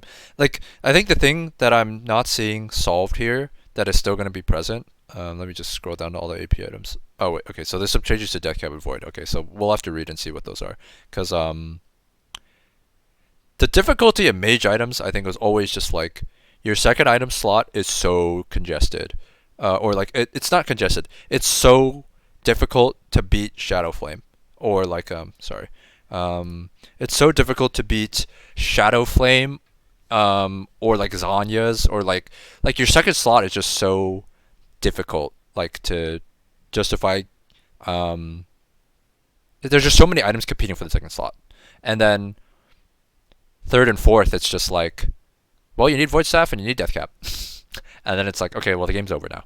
I don't know if this is going to solve that. But let's see. I'll keep reading. So I already read this. Amplifier. Alternator. No longer gives health. Double Amtome 300. Spoilers for later. Amtome is now 400 gold. Shout out to Nstep. Okay, so I think this is the same. It just doesn't give... I believe it's 1050 on live. This is actually kind of sad. 1050 on live is way easier. So the funny thing is, like, a lot of junglers on live, they try to base 1100 gold as a sweet spot because you buy Dirk, you buy Whip, and for APE champs you buy Alternator. But the thing is, you don't that lets you still buy the pot if you're an Alternator champ because you only need 1050. But now you need 1100 as well. So it's harder to justify buying the pot because a lot of junglers you'll notice on live, they skip the pot because it makes it more consistent to get the 1100 gold on your first base because 1100 versus 1k or 1050 is a pretty big difference. So kind of sad.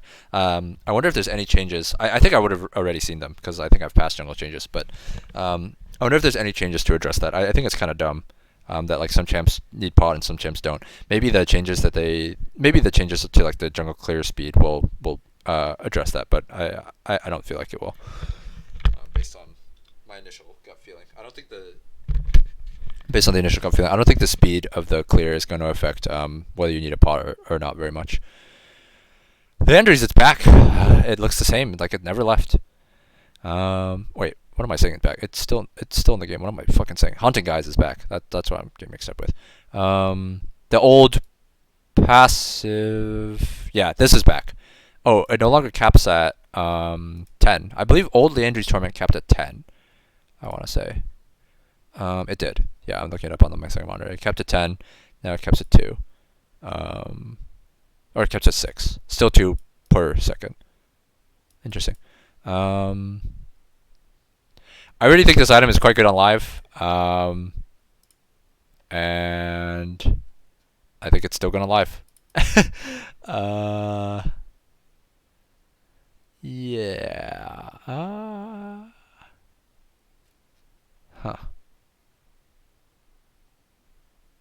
I'm looking at the live version on my second monitor right now. Sorry, I keep pressing the wrong thing. Yeah, I don't know. This item just seems very good still. Horizon Focus. Looks cheaper. Wow, this is super expensive now.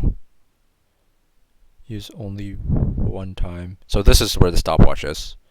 Okay, holy fuck. This item's crazy. So the thing is, like, the one of the big things now that you don't have to buy Mythics first anymore. I mean, I guess you could already do this on live, but it probably feels a lot less bad to rush Zhonya's in matchups where you feel like you need armor, like you would pre-Mythic items now against like Zed or Yasuo or something. And it feels even better now because, I mean, yeah, like it's gonna be way more expensive to complete this, but there's no stopwatch that you have to buy anymore.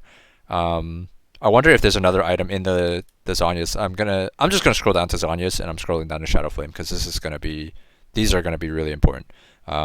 Okay, so the cost of this went up. You get 20 more AP for 200 more gold, and it is the same build path. Magic damage and true damage critically strikes enemies below 30. Okay, so the reason I'm like kind of skipping over like these two items is like, dude, I feel like Shadowflame is so OP. It is so fucking strong on live, and this seems even better. Oh man, I mean it's really expensive now, but dude, I wonder if builds are still buy your best starter item into Shadowflame, into Void Staff, into Deathcap, and sometimes you get really crazy if you're fed and go Deathcap into Void Staff. It'll be a little harder to do that now because stopwatch is deleted. One of the things you could do is like in between your like Void or like Deathcap, if you're on a bad money buy, you just spend 750 on a stopwatch and then like try to hope that stopwatch lasts you until you have to buy Zhonya's and whatnot. Now you can't just do that because it's 1600 gold for the Seekers that functions as a one-time stopwatch. But man, dude, Shadowflame is so OP and it doesn't seem like it's changing. Crypt Bloom. Who the fuck is buying this item? Oh wait, holy shit, this is 30% magic pen. Okay, what does Void Staff do? I wish they put this and like Void Staff next to each other because like obviously this item is competing with Void Staff. It looks like. Maybe for like more supportive mages, it's making like a Jin trap that heals people. This item is so weird. It feels like someone was cooking really hard on this item, but I don't know who the fuck buys this. So what does Void Staff do? It's 3,000 gold, still 40% pen. So this is still the pumping pen item. This is like give up 10% pen to potentially like heal someone. Like you would think like okay, so supports would buy this, but it's like what support has 2850 to spend on this, and it's takedown, so like yes, like you don't have to be the one scoring the killing blow like Collector to create this, but like I don't know. This item feels to me it's like no one is gonna build it, and then it's gonna get buffed because no one buys it, and then it's gonna be like really fucking OP for a patch or two, when people are like, holy fuck, like this item's actually goated, guys, and then like it's gonna create some really toxic gameplay when you just see like 8 healing Novas in a team fight because like the guy who has this is like a mage playing from the backside, so he lives throughout the entire fight, and both teams have one, and you just see like 8 healing blooms and people like stat checking on each other on them because the healing is like impossible to parse because it has an AP ratio as well. Oh, it is a 60% cooldown. Okay, so you can't make like 8 of these. So there's just one healing Nova. Okay, so okay, it won't be like I was actually really concerned it'd be like incredibly visually messy. 60-second cooldown. Okay, maybe it won't be that insane, dude. I was thinking, like, dude, if this thing has no cooldown, you get, like, 3 or 4 takedowns, you just, like, the entire fucking river in, like, a dragon fight is just healing Novad. I think it doesn't say how large the healing Nova is. And is it just, like, it looks like a one-time burst, actually. I'm thinking it's, like, a Jin trap, where, it takes some... I don't know. This item... my initial gut is, like, I don't know who builds this. It's very interesting. But I wonder if they've cooked too hard, because that's like the issue with a lot of these AP items in the past that people complain about with magic mage itemization, where it's like Horizon Focus is a really cool item, Cosmic Drive is a really cool item. You buy Shadow Flame every game, and the games you can't buy Shadow Flame because you need Zhonya's, you buy Zhonya's or Banshee's Veil, and then you have to build your Void Staff and your death cap mandated by the government. So we'll see. Very funny item. Not sure it's any good or bad. Not sure who is buying it. The fact that it's not competing for the second item slot as much because it's Void Staff that's giving up some of the pump stats, like a little bit less AP for some haste, a little bit less AP and a little bit less pen for haste and an actual unique passive. It has potential at least. It's not competing in the same slot. I think items that are competing with like Shadow Flame are kind of doomed. But I actually think the fact that this item seems even better than before, but the fact that it is like 500 gold more than Horizon Focus and like 700 gold more than Proto Belt, 300 gold more than Storm Surge, will be the thing that like might lead people to experiment. Because the other thing was like Shadow Flame, Cosmic Drive, and Horizon Focus are all 3k gold. So it's like if you're paying the same thing, you just buy the best item, right? But now that like items actually cost different amounts of gold, they'll be like, okay, I only have this amount of gold. Like I can either hold out for Shadow Flame, which I think is BIS, or if I need the power now, I can buy one of these other items, which I think is a great change actually. Because I think trying to make items compete with Shadow Flame at the same price point was like a fool's errand. I think the fact that they're actually different gold value is going to be a much better strategy to stop people from auto buying Shadow Flame every game. This is the same, it's just cheaper. Very interesting item. I think it's very niche, but I mean I think it's fine to have niche items. This item is hella expensive now. Built out of needlessly large rod plus verdant. Wait, what? Wait, what the fuck does this build out of now? Wait. Does this not build into anything anymore?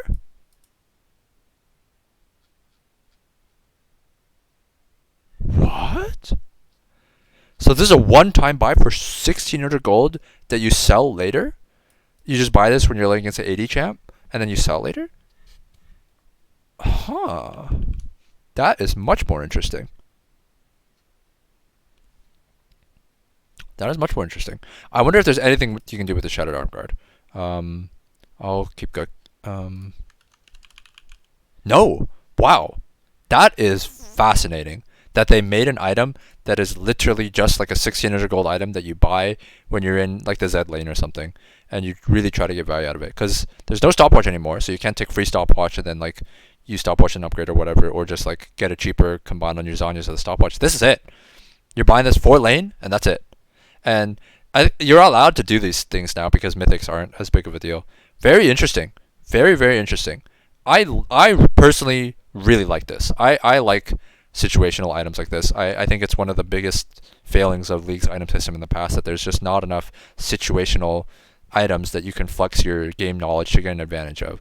I don't really play Dota, don't follow Dota too much, but I do like watch like True Sight and whatnot. I do watch a bit of the international every year, and it makes me kind of sad. Like the diffusal or whatever. I remember like Thompson bought on Gyro or something.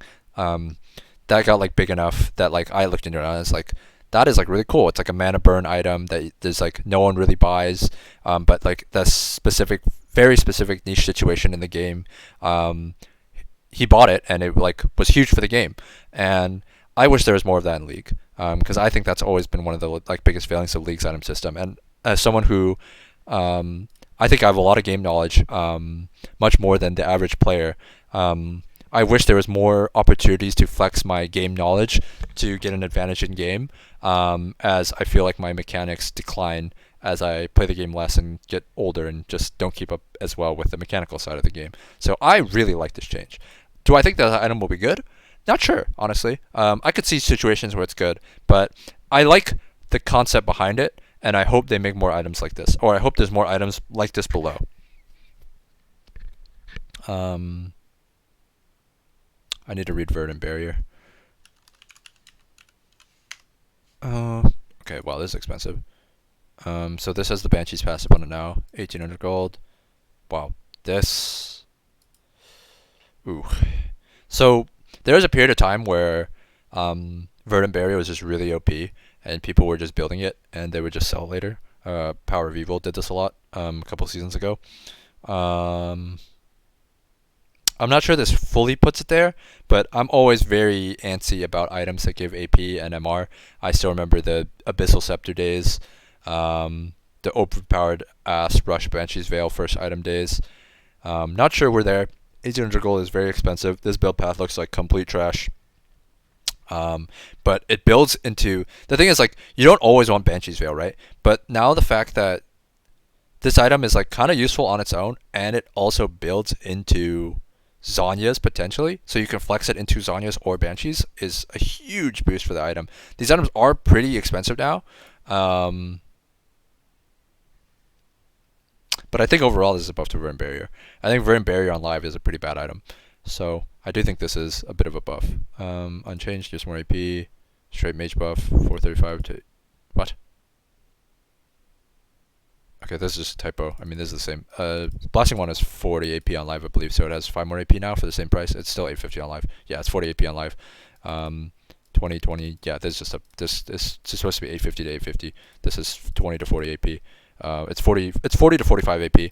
And then this is just 35 gold down. So straight mage buffs in the items, it seems like. Archangels unchanged. Item recipe to Lost Chapter. Fiendish Codex to there's a way better. Okay, so you can rush this item without feeling nearly as bad anymore. You don't have to save up for NLR, and obviously mythics are gone. So, wow. Okay, so Seraph's change. It just doesn't give health. Okay, so it just doesn't give health anymore. It gives more AP, gives more haste, gives more mana. Doesn't give health anymore. Because the Kindle Gem is removed for Fiendish Codex Lost Chapter tier instead of this is like this huge glow up. The health, whatever. You already get the shield, and this build path is actually good instead of one of the worst build paths in the game. You don't understand how bad it feels to be like a mage, and it's like, well, I don't have enough of my needlessly, so I buy Kindle Gem. And my items are Liandry's, Merc Treads, Kindle Gem, and Tear of the Goddess, and I do 0 fucking damage. So yeah, this is huge glow up for this item. Unchanged, 20 more AP. So straight mage buff, 5% less. Okay. 200 gold more.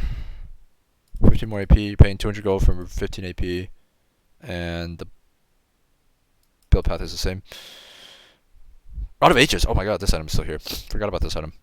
It's cheaper. It's Blasting Wand Catalyst instead of Blasting Wand Catalyst Amp Tome. How much of a change? 20. Oh. Great change to remove this. I think I can count on one hand the amount of times I feel like the opponents have played around this, and even sometimes as the person buying it, I forget about this. So good that change. I think this item, I don't know how to parse this item anymore. I think it's still a rush. I think probably like Rise and Cassin probably still buy it, but um, it already kind of felt on like the low side for stats. I mean, it still gives you a level. I think this item's still probably. I think it's probably like a slight buff. I think the fact that you get it cheaper is a big deal, and I think Catalyst is a really good item. Okay. Ishbane. Noggins 50%. Okay. Sheen, Ether Wisp, Finish Codex. Sheen, Alternator, Ether Wisp.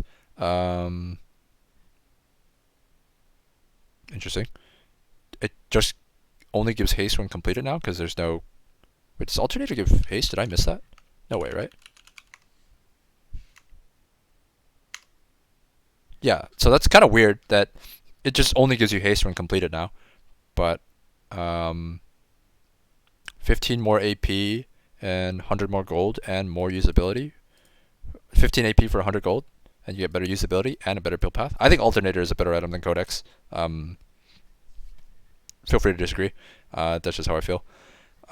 Weird. I mean, I think this item is kind of whatever on live, so I think this is probably a small buff, but I don't think it's going to change the paradigm of who buys this. I think the people who buy this are still going to buy this. People who don't buy it still aren't going to buy it. Cheaper. Recurve Blasting Fiendish to Recurve Blasting Fiendish. Okay, so it's just cheaper, 10 less AP. Probably a buff. I think 10 AP for 200 gold. You take that. And this is being made into a situational item, which I think is probably correct.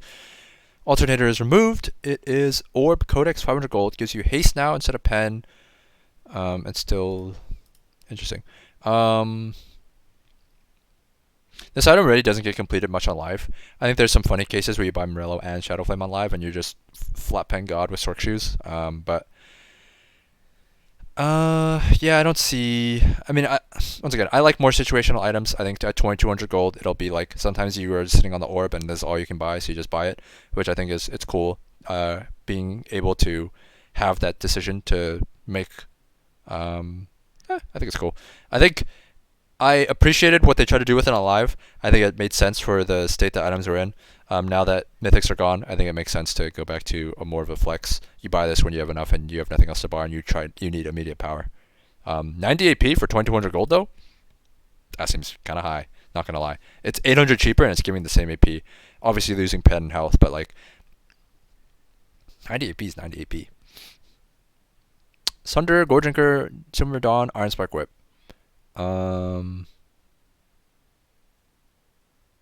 Interesting. Whip is gone. What the fuck is Shredbreaker building out of? Okay. Hullbreaker. Every 5th basic attack deals bonus damage against structures only. Boarding part. This was supposed to say boarding party, I believe. Nearby allied siege. Okay, so they've just removed. What the fuck are these items? Rectrix Tunneler? Okay. Gonna have to come back to this. So you don't get Armor and Amar anymore. So this item seems significantly worse. But at least you don't feel like you're throwing away stats when you're grouping with it, at least. So, because there's no hunting alone anymore. Interesting change. I think this item's a lot worse. Bork. I think this item's a lot worse, but I also think it's healthier. I'll say, because you don't feel like before it gave so many stats that like there was like an arms race. It was like the other guy bought Hullbreaker, you kind of felt compelled to buy Hullbreaker unless you had so much true damage that it was going to be useless. Even then, sometimes you still bought it. Now it's like okay, like the power of this item is like a lot of it is like this part is the same, right? Or largely the same. It's buffing the minions. It's this part. It's like okay, no longer is he a Giga Tank. I just need to keep him off the turret. And you can do that without having to build your own Hullbreaker. Good change overall. I think this item might just be really bad now though, which I'm okay with. Bork. This what it is on live? Seems high. Nope, it is 12.9 on live. First basic attack. Okay, so whoa. This is just straight buff, no? 40, 25, 8%, same on live, 3200. Oh, it's 100 cheaper on live.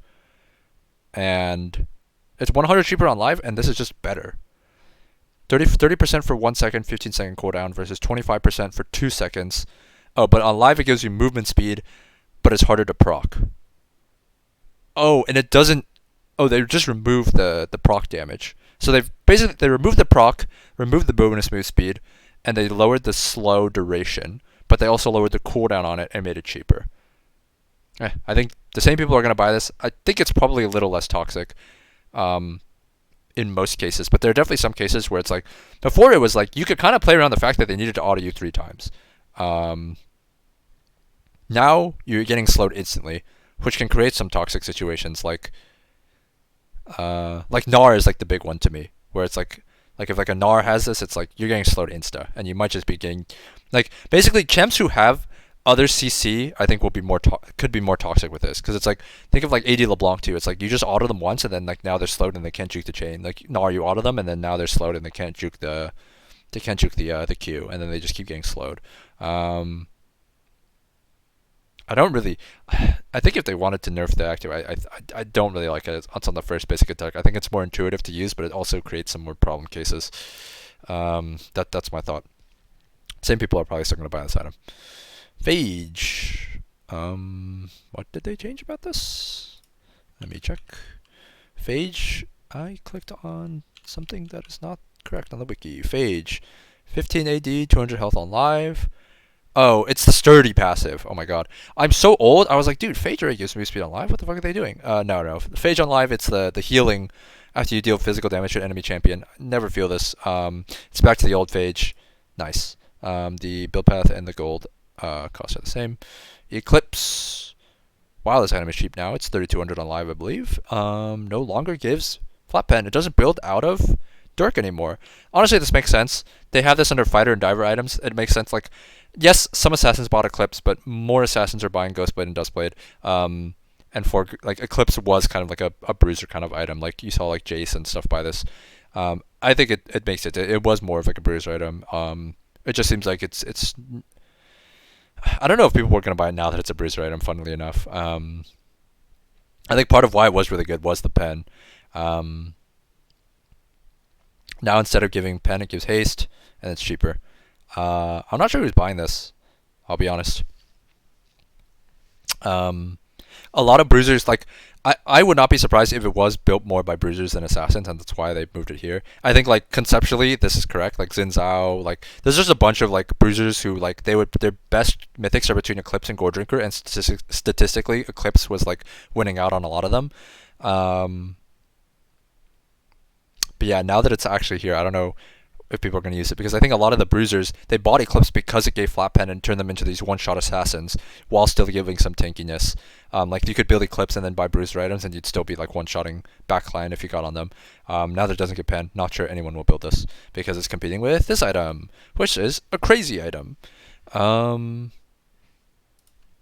Spear of Shojin on live. I believe it's 3,200 on live? No, it's still 3,300 on live. This recipe is the same. 55, 20, 50. This is the same. Non-ultimate spells gain 15% ability haste. Reduced for immobilizing. That line looks like it's removed, which is very scary. Spells hit grant stacks.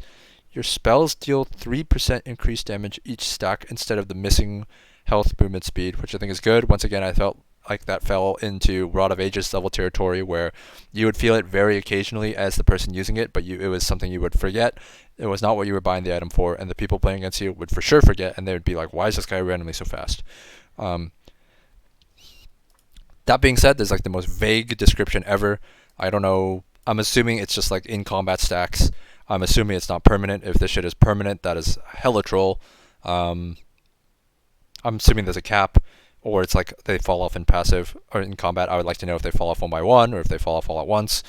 I really hate how vague this is. I think this item is still really fucking good. Ravenous Hydra. Wow, this item is expensive. On live, I believe this is 34. It's going up even more.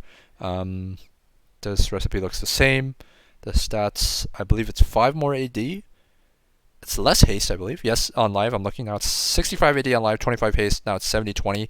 Just changed the stat distribution around a little bit. Added 50 gold to it. There's an active now. It's the old active.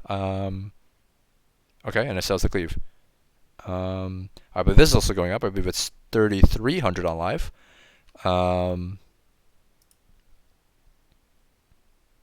Okay, so they're just reverting these to the old versions, pre-mythics, where they had actives on them, as well as the passive. And they get 50 more gold for it, and the stats are changed around a little bit. These are fine changes. Hydras are, I think the Hydras are cool items. Tiamat. The active is back. Rejoice. AD Assassins. Talon, Tiamat, Insta-Clear Wave, Flip, Kill Bot Lane. It's back. Earthbound Axe doesn't give move speed anymore. Shridebreaker. Phage, Pickaxe, Dagger, 825 gold. No whip anymore. Breaking Shockwave. Oh, wow. So it's kind of like this Goredrinker thing where it's better per champion hit. They kind of combine Shridebreaker and Goredrinker. Can move while casting. Yep. I don't know why I just got excited about that. That's literally the same as live, I'm pretty sure. Cool change. It's gonna be weird just looking at Bruiser itemization now that Goredrinker is gone, because Goredrinker was carrying a lot of weight in Bruiser itemization. I think Shridebreaker on a lot of champs did perform better, but it was just harder to buy because a lot of games, if melees were heavy, you needed the Goredrinker to frontline. Cool change. Hard to say how much it'll be built because I need to look through all these items. My god, there's a lot of items here. I'm gonna be here for another hour, I feel like, at least. Maybe I should get more water. Experimental Hex Plates, Tunneler plus Noon Quiver. Okay, so let's just look at, Tunneler. Wow, this is like a drill fucking thing. Longsword Ruby Crystal, 350 gold. So this is just a stat item. This is like Phage without the... Phage with more stats, but no move speed. Steel Sigil. This is really interesting. So, I'm wondering if this builds into GA. Funnily enough, it's like... I think the only... There's never been a component item in the game that gives armor and AD. I think the only items in the game that have ever given armor and AD are Atmos Impaler and Guardian Angel. And now there's a tiny item that gives, or tiny component, non-legendary item that gives armor and AD. So that's fascinating. I'll have to see exactly what these build into. I wish they put these at the top. I really hate the ordering of this patch notes. I wish they put like the components at the top so you had context for what comes below it. Because like the very first item, it's like this is so troll to me. It's like this builds out of Tunneler and Rectrix. What the fuck are Tunneler and Rectrix?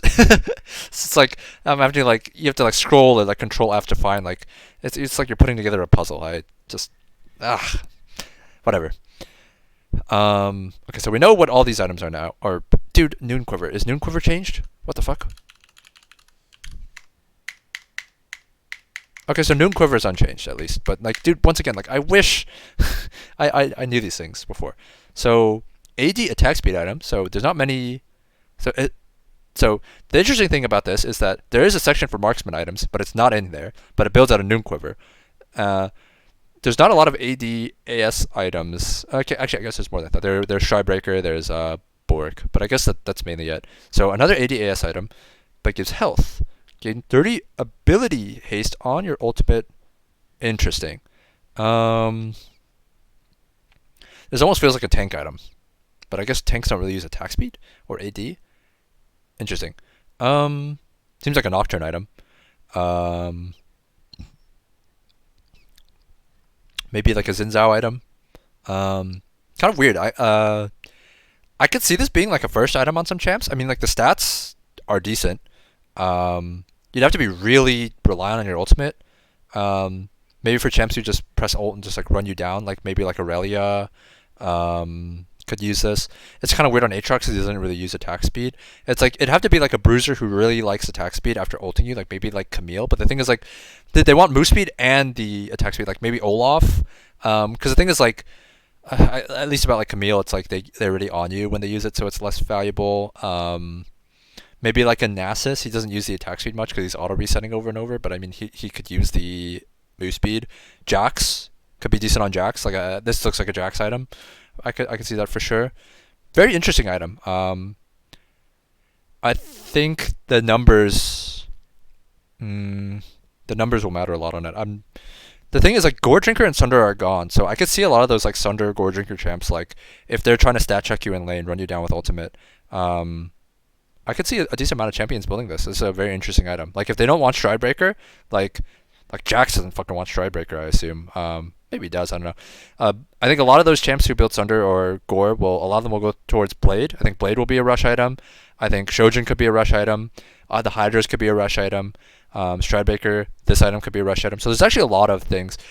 I think Bruiser itemization is going to be from what it's way more overhauled than the Mage ones. Mages still seem like there's like some items that are just better first, like Leandries and like that Luden's item.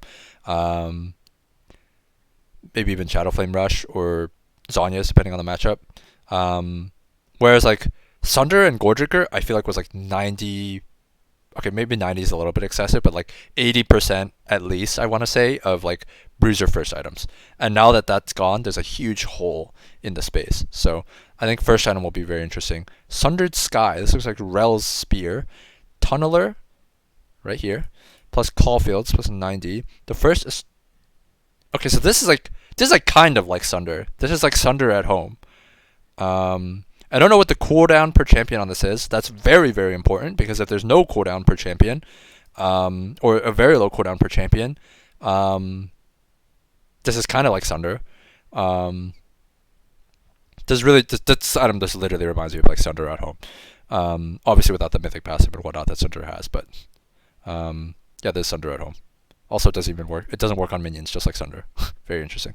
I'm really just curious to see what this builds out of. Who decided the order that they were going to put these items? Like, it's so bizarre to me. Oh my goodness. Alright, whatever. Enough complaining. Wit's End. This is way cheaper. It's back to building out a Negatron Cloak. That is a huge change. Negatron Cloak is 30 times better than Null Magic Mantle. No AD. Gives Tenacity. This reminds me of Zephyr and Cloak and Dagger. No one will remember what Cloak and Dagger is, except for me. This is a fascinating item. There's going to be some cool stuff you can do with this if you need Tenacity. Where it's like, now you can buy Tabby and buy Wit's End and have your Tenacity and your Armor and MR covered. This is really cool. I think it's a bit expensive to be a situational item. They're taking a lot of stats on this, because I believe this is unchanged. You're losing 40 AD. I mean, yes, it's 400 gold cheaper, but I wonder if this has to be even cheaper than that, because it's not even... maybe I'm crazy. I think Merc Treads gives 30% Tenacity, right? And this only gives 20? Merc Treads is 30% Tenacity. Maybe they're changing that below, and I don't see it, but I don't see Boots changes. My initial gut is that this item is really conceptually cool, but it's too expensive. I'd like to see it reduced even more, so it's more of a situational buy. Like, I would like to see the stats get tanked a bit on this, and they go down to like 2,200, 2,400 gold. I think it'd have more of a niche then. I think at 2,800, it's just a bit too expensive, but that's just my gut thought. I could very well be wrong on that. This passive was still really strong, even without the AD. I feel like I wish they just tanked the stats across the board a bit and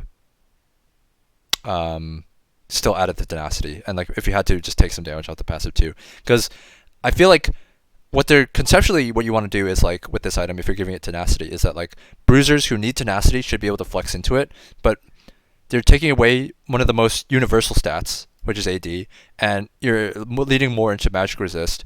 And to me, it's like, it's a little too niche. Like, maybe they want it to be niche. It's like, okay, you're buying it against CC mages because it gives MR and Tenacity, but I wish it was just more like to me, like, Maw is already the, like, okay, bruiser item against magic damage.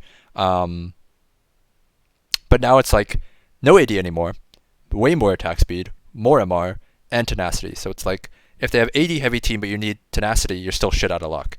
I wish it was just like a universal Tenacity item. They just made it like, this is the Bruiser Tenacity item. It's a bit more generic, so you can just buy it when you need Tenacity. Because Maw, I already feel like Wit's End is already competing with Maw in this space. Yes, I understand. They're making it branch out a little bit more, I'm assuming, because they're removing all the AD here. So it's like, if you need attack speed, you go Wit's End. But if you need MR, you go Maw. Well, let's just look. Maybe they're giving Maw Tenacity too. No, they're not. So I could see that, like, if they gave both of them Tenacity, right? So it was just like, they both give Tenacity. You just pick the one if you want AS or you want AD, like, based on your champion. But I feel like there's missed potential here.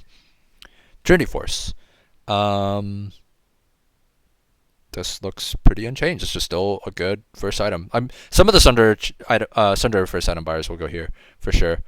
I like that they removed the like base AD scaling thing. I made that really awkward for some champions. Like it was just way better on some champs than others for very low reason, very few good reasons. I think it's a good change overall. Black Cleaver, cheaper. I didn't even know there was a movement speed correlation between Rage and card stacks acquired. Or maybe I knew, but I like intuitively knew, but I didn't like explicitly know. Like if you had asked me like, is there a correlation? I would have said, what the fuck are you talking about? Less haste, more AD, cheaper, health unchanged. Build path is the same, just cheaper combined. Could see some people going back to rushing this item too. It's a bit less of a stat stick. I think paying 100 less gold to lose 10 haste and gain 5 AD is probably not favorable in the long run, but still a good item. Strax. You'll also probably see more people buy this item because they won't have Sunder mythic passive pen carrying pen for them. Starex Gauge. This item gives tenacity. Okay, so this is where they're putting tenacity. Interesting.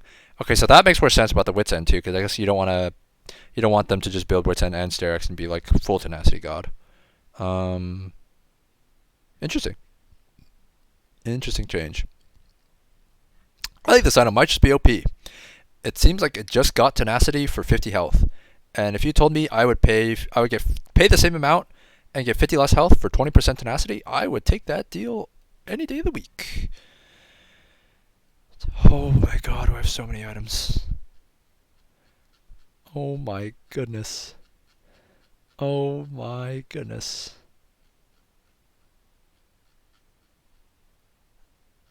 Oh my goodness. Am I even halfway through? Holy shit.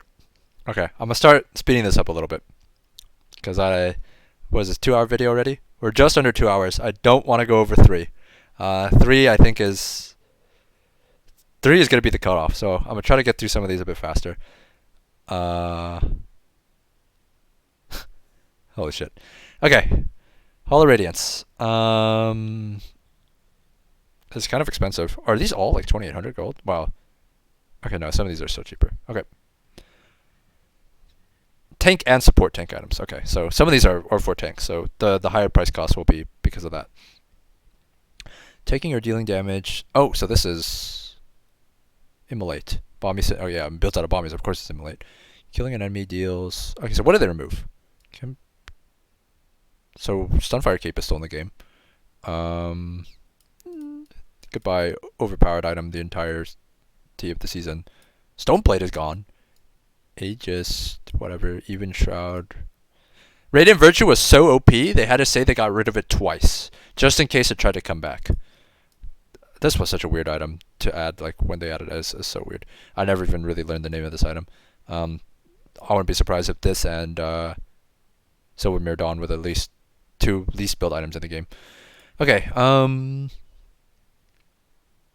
taking or dealing, sure. This is so weird. Like this is these like killing an enemy. Oh, I guess this works on minions too. I have no idea how to parse this item. It's MR Sunfire. So it seems like. Unending Despair. What a cool name. Armor Haste AP. Wait. So this is this is Armor Sunfire. Where's Sunfire? Sunfire removed? What? Okay, well, we'll get there when we get there, I guess. Yeah, I don't know. We'll have to compare this with Sunfire. What the fuck is his name? Kainik Rukern. Kainik Rukern. Someone cooked hard on this name. 80 MR! After not taking damage from champs for 12 seconds. Holy shit! What happened to Force of Nature? What the? Okay. This is some wild shit. This is... The enemy pick triple AP. They're not allowed to play the game. Holy, this is a good build path too if you're trying to stack MR. Holy shit, this is like... I like this conceptually. It's a very niche item. to punish people who are building or playing double AP comps like heavily. My God, this is crazy. Heartsteel. This looks the same. It's just not a mythic anymore. I think this item sucks on live. I think it still kind of sucks. There's very few. There's a couple people. I think it's a funny item. I don't think it's a very good item. A couple champions on live where it's good on. It will still be good on them. Not much change.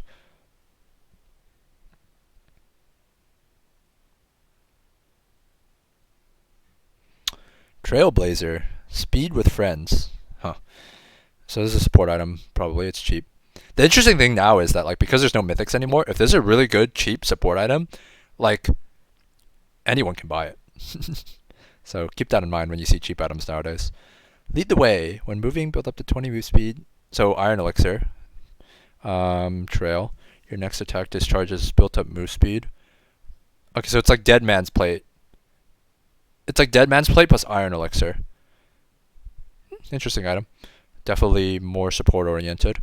I could see like Darius build this item maybe, but if Dead Man's Plate still exists, okay, we need to read what some of these later like the items that are unchanged do, because I think a lot of these items are encroaching on design spaces that other items already had. This item is still boring as fuck. Hiddenly very OP honestly, but kind of glad that it's gone. I think it was so weird to me seeing this thing come back because I lived through the days where junglers bought Aegis when it was the most boring fucking item in the game and also the most OP item in the game. And I'm talking like Season 3, Season 4, Aegis of the Legion into Runic Bulwark, where it was just like, you buy this item and everyone around you is significantly more tanky and it feels like absolute shit because it does nothing for you, basically. It doesn't do any, does like very little, marginally more for you than the others, and it's so fucking boring. And then they were like, what if we put that on a mythic passive? It's like, it's less bad on a mythic passive because it's not going to be the item, the reason why you're buying the item. But I just didn't see any reason to include. I was like, please just find anything other than this. Very glad this is gone. I just get PTSD seeing passively grant allies armor and MR. That sentence haunts my dreams. I had to build Aegis of the Legion into Runic Bulwark for 2 seasons in a row. It sucked. Luck is a cool item. Looks the same. Warmogs. Remove the Hastecape move speed. A little bit better. This item, once again, just feels very outdated. The build path is a bit better. Wing Moonplate, far better than a Rupee Crystal. Move speed is better than 50 health and 10 haste. Items just still feels kind of outdated for Modern League. Don't think you're buying it in many different cases. Jak'Sho. Interesting. It's going to be really interesting seeing this item in a world where it doesn't occupy a mythic slot. I guess some of the mythics that you would buy it with... I mean, Iceborne Gauntlet is still in the game. They removed, Even Shroud. They removed... Let me just scroll up. They removed Even Shroud, Radiant Virtue. Okay, so comboing it with Radiant Virtue would have been incredibly OP. Comboing it with Even Shroud would have been okay. But it looks like Iceborne is still in the game. I'm very curious... like this is unchanged. Like yes, you're losing haste, and some health, but like these stats are going up, and this is the real thing. This is the real thing. It doesn't do damage anymore. It seems like, which is fine. The damage and heal. It was noticeable, but it was not why you would buy it. The build path kind of sucked before. It's better now. Actually, this is much better. Or maybe not much better. You're getting a bit less health. Kindle Gem is a very good item, but I'm very interested to see how this stacks with other items now that you can't only buy one mythic because mythics are gone.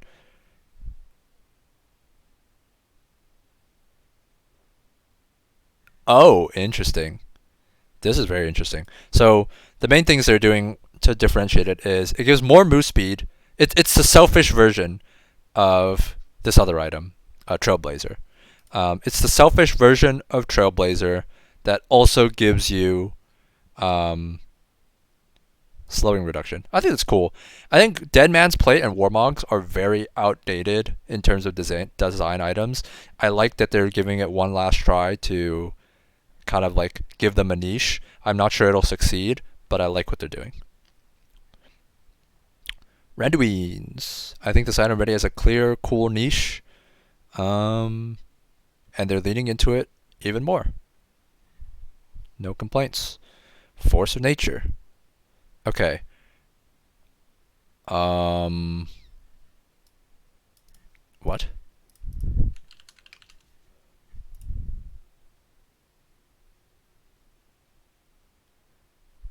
That is on live. This gives 30 magic resistance. Here, it gives 70. Huh. Okay, so basically what it seems like is Force of Nature is the one that you buy against dot mages or like slower ramping battle mages, and this one is the one you buy against burst mages. I think that's cool. I think these are different enough and strong enough each that it'll be a skill check upon which one you buy in which situation. I approve. Also, this one gives me speed. I don't think this other one does, right? No, it does not. I approve. I like situational buys. These look like they're going to test your skill with shot, which I don't think is tested nearly enough in League, like I said earlier. I approve. No longer does the... Yeah.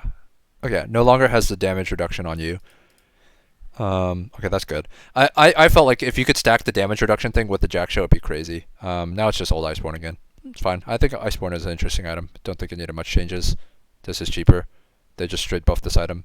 I think this item might be OP now, but I don't know how many tanks. The thing is, like, this item would have been so good if it came out in previous versions of the game, but nowadays, like, mana is such a fake stat comparatively. That like it feels like this item's kind of like outdated. But I mean, at 2400 gold, might be good. Might be good.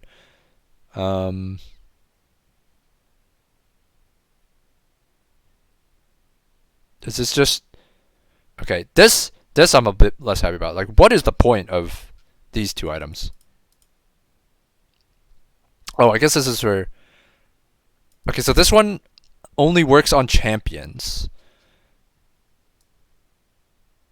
This one works on everything. Okay, so Hollow Radiance just looks like the MR version.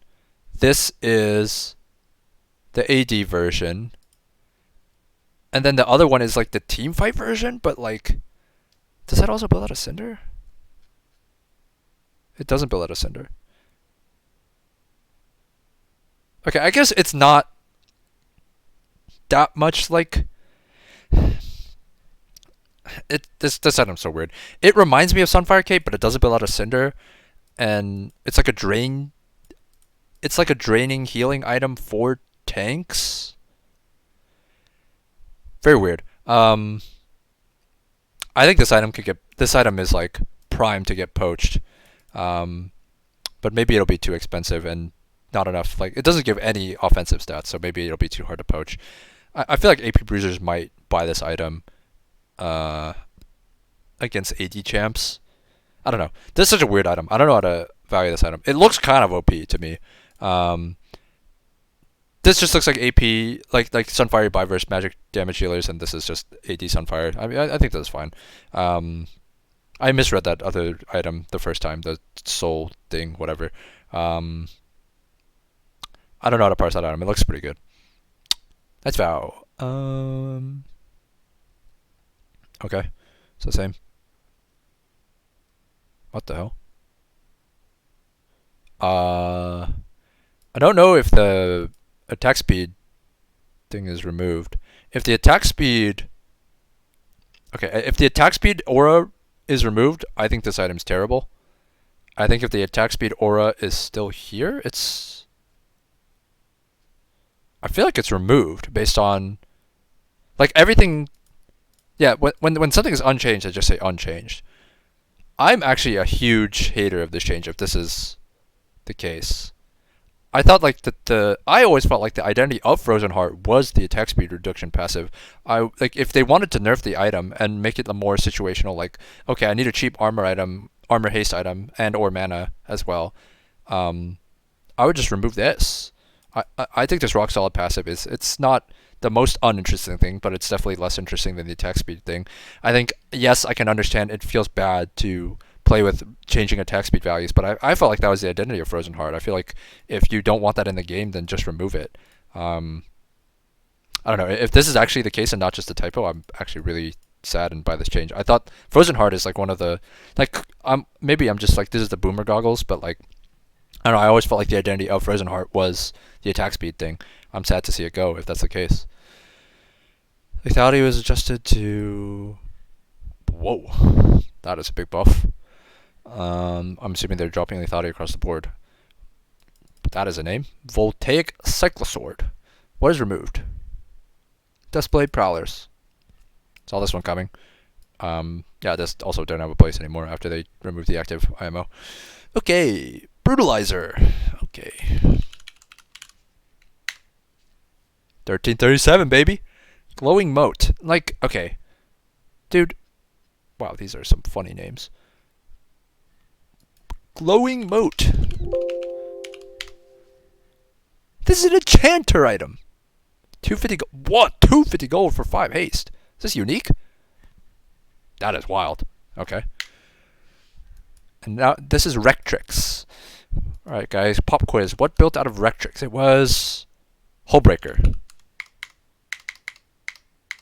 Yeah, Hullbreaker. Alright, Rectrix. 2080, 4%. Whoa, whoa, whoa, whoa. AD version of Wing Moonplate? Okay, okay. This item looks insane. Let's see what builds into 4 items. So Hullbreaker, Youmuu's, that makes sense. And Opportunity. Lethality Move Speed. So there's another Lethality Move Speed item. There's 2 Lethality Move Speed items now. So I'm gonna have to. This is gonna compete with Youmuu's. So we'll see. Let's go in order. Voltaic Cyclosword, Kurtrus Shard Brutalizer. What was Brutalizer stats? 25. Ooh, this item's insane. It's back, baby. It's fucking back. Okay. So the build path, very interesting.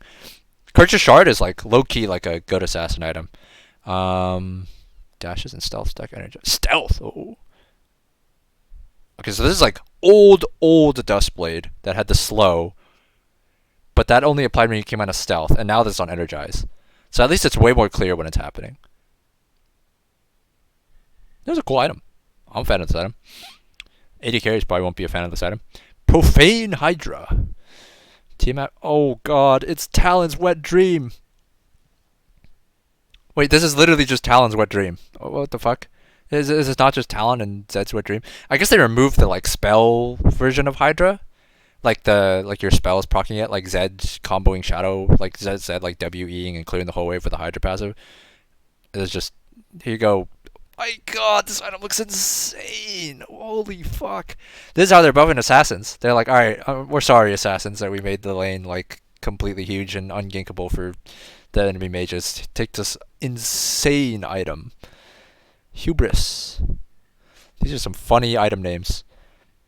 Wow, these all are like the same. AD, haste, lethality. It's like, what do assassins want, guys? AD, haste, lethality. Boom. Throw it on every item. A statue of yourself. Is this in your inventory? If you already have a statue, this statue upgrades. When a champion you have damage, gain 10 plus 1 per rank of statue. Okay, this is just like their attempt to create a healthy version of like AD Mejai's. I'm kind of for it. I mean, I need to know what the fuck a statue is. Like, is this like an interactable thing on the map? Is this something that goes in your inventory? Is this just a buff? Like, I don't know, weird, but I like it. It seems hype. It seems like a cool item. Being out of combat with champions for 8 seconds, gain 5 to 10 lethality. Okay. Lasts for 3 seconds after dealing damage. So it's like first strike. If a champion dies within 3 seconds of damaging them, gain... Okay, this item seems very underwhelming. Let's see what Youmuu's does. So we looked at Rectrix. Cyril does 20 plus 11%. Whoa! Whoa! This item's looking insane. This item looks insane. I am worried people are going to rush this item. This item looks fucking insane. Like, people don't understand. Like this brings me back. Seeing this build path brings me back, especially with this the blue color. That's kind of like, to me, that's like kind of like it reminds me of the very old Last Whisper. Let me show the picture for the people who are newer to the game that never saw it. It reminds me of this thing, this Last Whisper. If you never saw this icon, it means you're not a League boomer.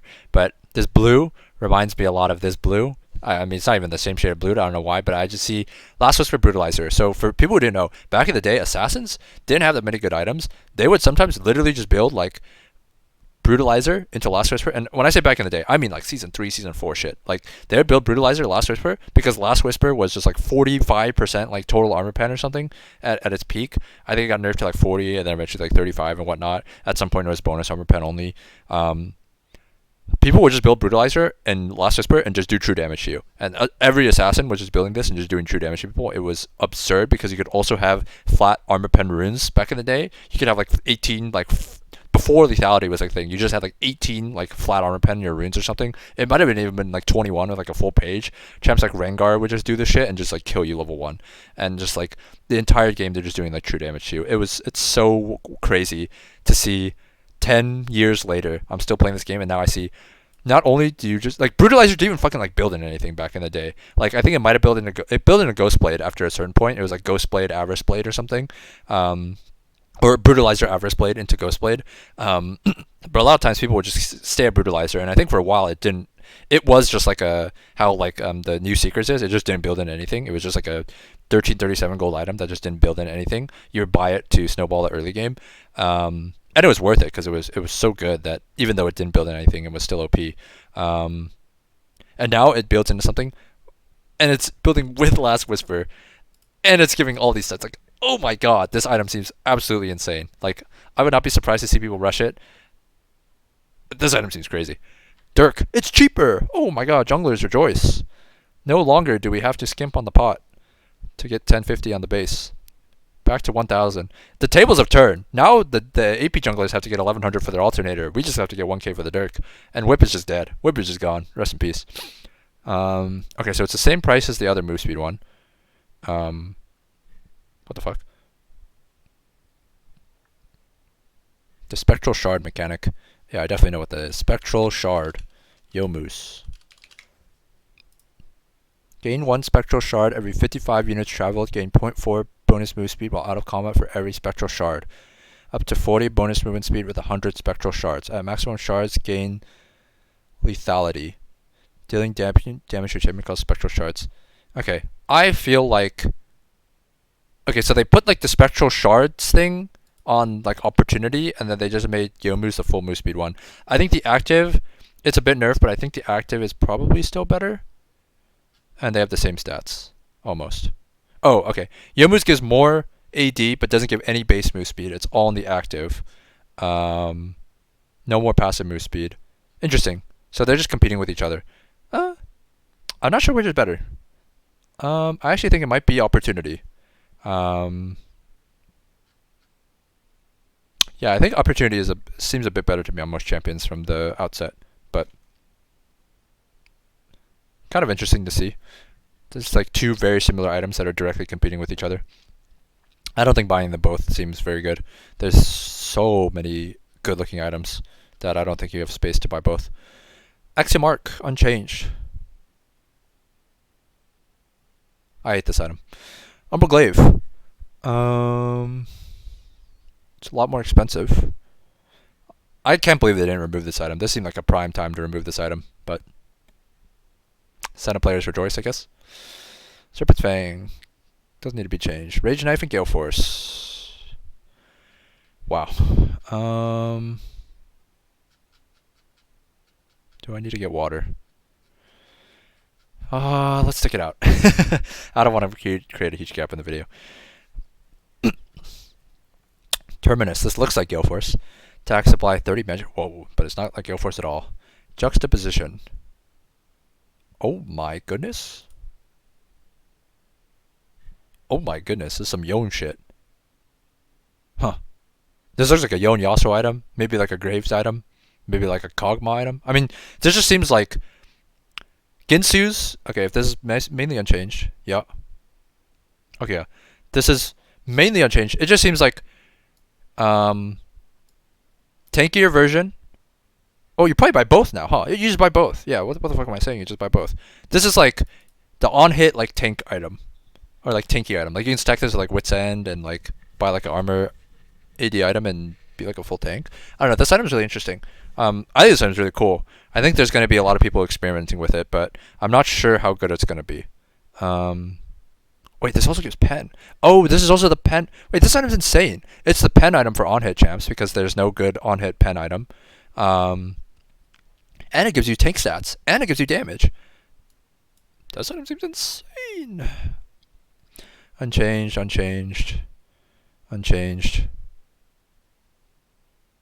Okay, so is this the only thing?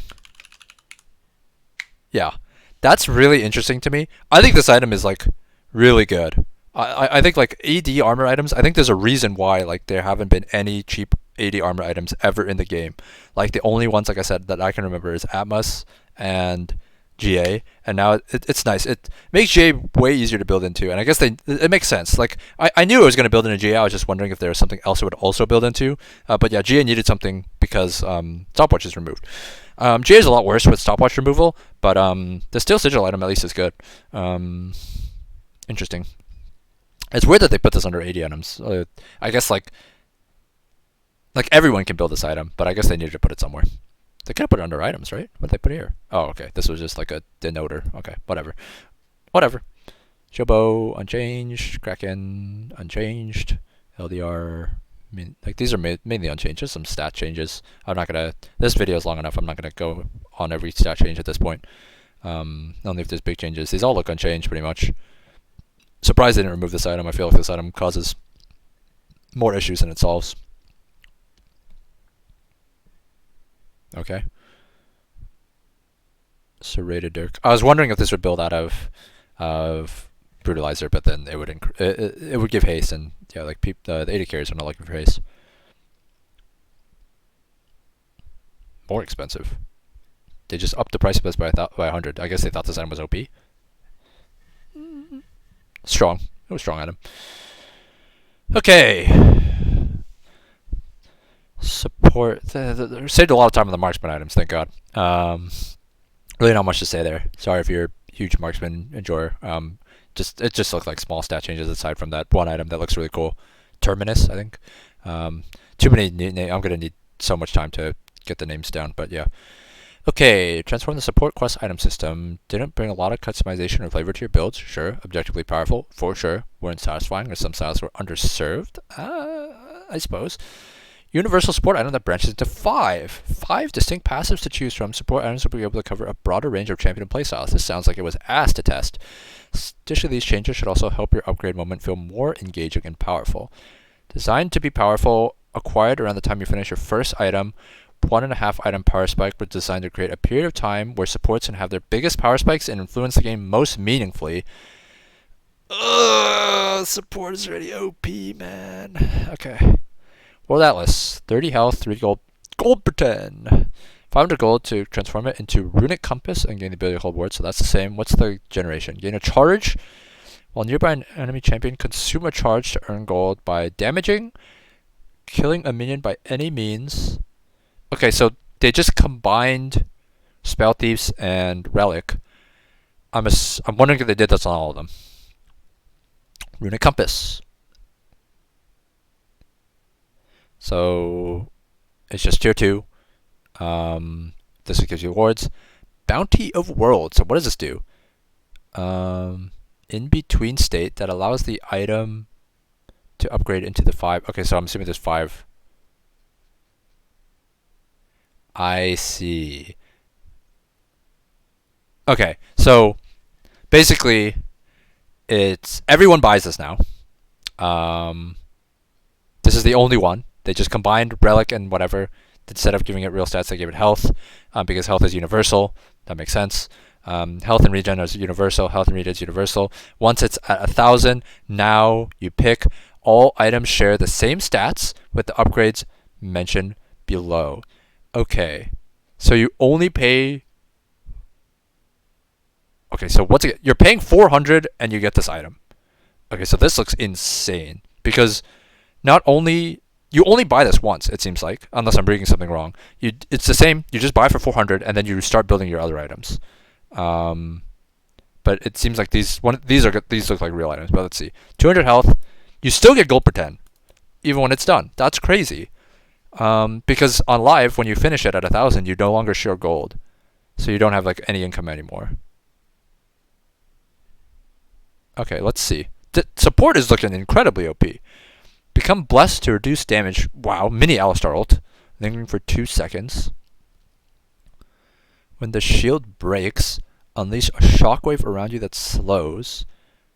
Effect Whoa, this looks strong. Solstice Slay.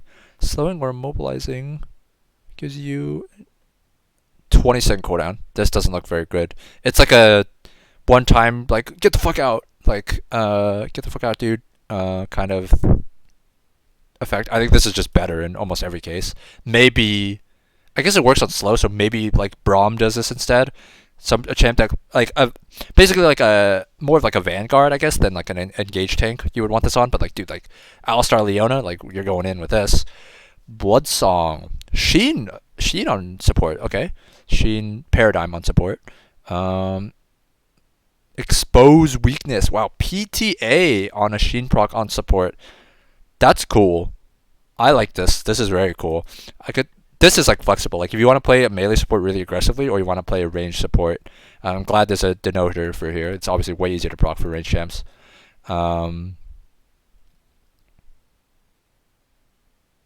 Wow, you could apply expose weakness on a ton of people, cause the cooldown is just the Sheen cooldown. But if you, I wonder if you can. I wonder if it works like Vayne passive, where you can only target one person at a time. But if you can target everyone, like, holy shit! If you're a champ with good autos, like you could just be putting 12% bonus damage, 8% bonus damage on everyone in a fight. This is kind of crazy, especially if you're like I think it's probably gonna be better on range champs, obviously, because like these ones look insane for the melee champs, or mainly this one. I think this one's like kind of meh. This is like the worst one I've read of the three. Like imagine you're like a Renata or like a Nami or like a Karma or something, and you're just autoing the same person your AD is autoing. Like they're getting pumped. Dream Maker. Wow, that's like a funny looking thing. So cute. Gain a blue dream bubble and a purple dream bubble every 8 seconds. Okay. Healing and shielding another ally blows both dream bubbles to them and empowers them for 3. Blue bubble reduces 140 incoming damage, so 140 shield. And purple bubble grants 90. Okay, so it's like Janna shield plus Ardent every 8 seconds. Dude, these all seem so strong. Support is broken, man. Zazak's Realm Spike. Dealing ability damage to a champion causes an explosion that damages the target and nearby enemy. So this is the brand. This is the Vel'Koz brand one. I was about to say, like, the mage supports don't really like any of these so far. This one's the best one for the mage supports, but it's still not great. This one causes an explosion. Dude, this is a lot of damage. 9 to 6, dude. It's just any ability damage to a champion causes an explosion. I wonder if it's like Comet, like you can dodge it, or if it's just like, it just boom. Like, I don't know if it doesn't say delayed explosion or anything. It just causes an explosion. I wonder if you can actually dodge it.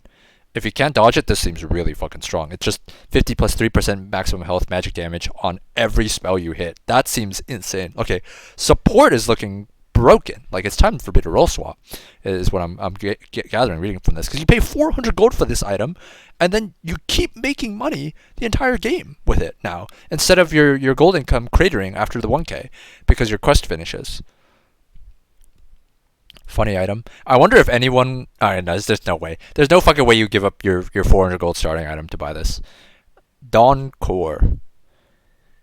Bandogla. So we're gonna remove Chemtech and Chalice. Sure, Chemtech was a trash item after they changed the paradigm of how the Grievous worked. Anyway, I think it's fine to remove. Gain 3% heal and chill power and 5% AP per 100% base mana regen. Huh, so this is just a stat stick. Just depends how many other mana regen sources there are. This is just like a stat stick item. It's very uninteresting. Gives a lot of haste, and it just a stat stick item for enchanters. I mean, very uninteresting, but I mean, that's fine. Echoes of Helia. Okay. Interesting. I mean, this looks largely the same. This looks largely the same. This looks largely the same. So this one is just more expensive. This seems like you buy this. Does this give regen too? Okay, it does. This just seems like a capstone kind of like enchanter item. It's like you buy this like second or third. Now that you're more likely to get to a second or third item, and it just gives you a ton of stats. Kind of interesting.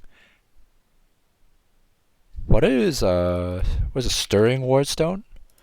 What does the wardstone item give? Does that give regen? I don't actually remember.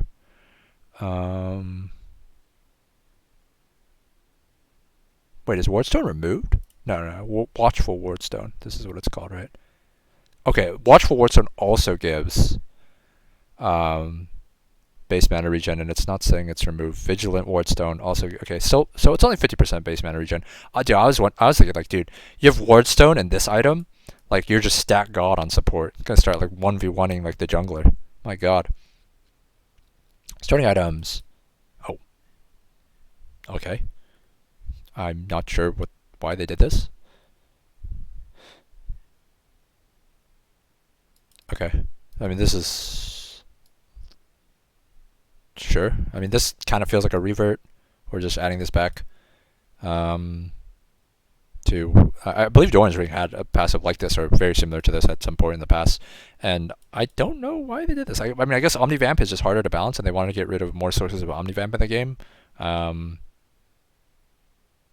That's the only reason. There's no rationale behind any of these, so I suppose. Okay. Not much to say. Support just looks really OP. All these items look really fucking good. Although I like, okay, so conceptually, let's break it down. I like that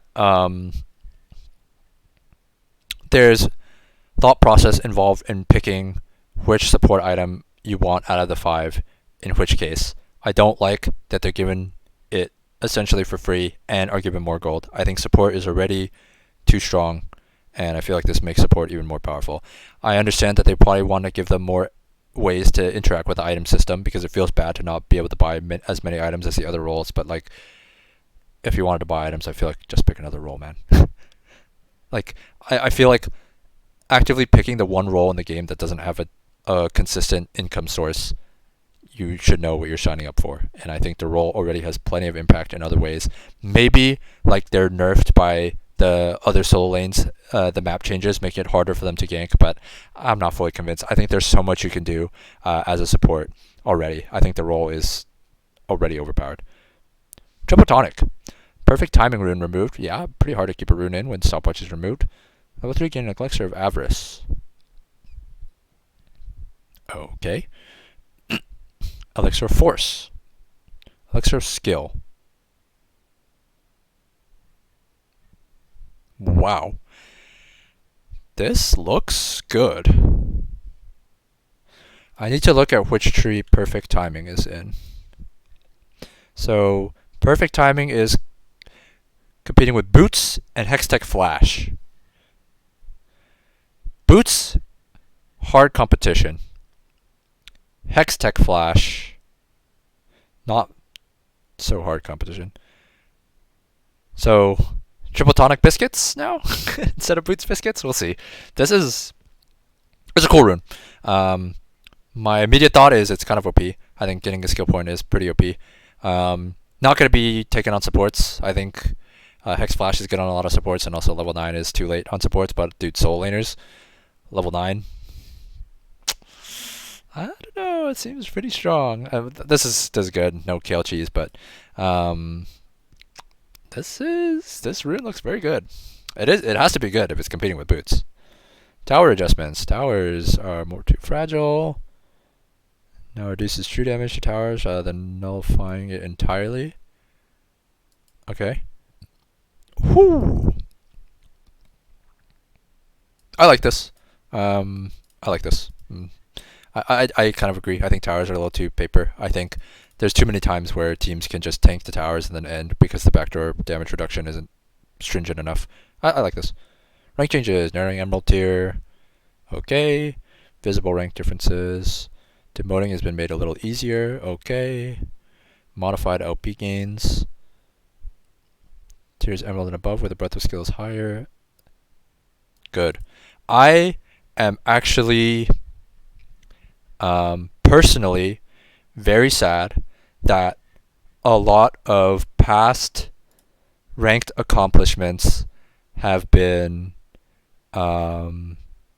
devalued by LP inflation. So if you take a look, I don't know if I can pull it up quick, but so let's take a look at my OPGG, right? I'm washed as hell. My Challenger finish was in Season 8, 515 LP. That looks like nothing, right? 515 LP in today's day and age looks like absolutely nothing. Like, that doesn't even get you, it might not even get you GM nowadays. Like, look at Challenger, the lowest guy is like 800. Let's look at like page 9. Still not even here. So 515 LP. What is 515 LP on NA server? One of the lesser competitive servers nowadays. 515 LP, it's barely like GM. It looks like it might not even be GM. It might not even be GM nowadays. So people who don't know, who didn't play or weren't in like high elo at the time, they're like, what the hell? Like 515 LP, that's nothing.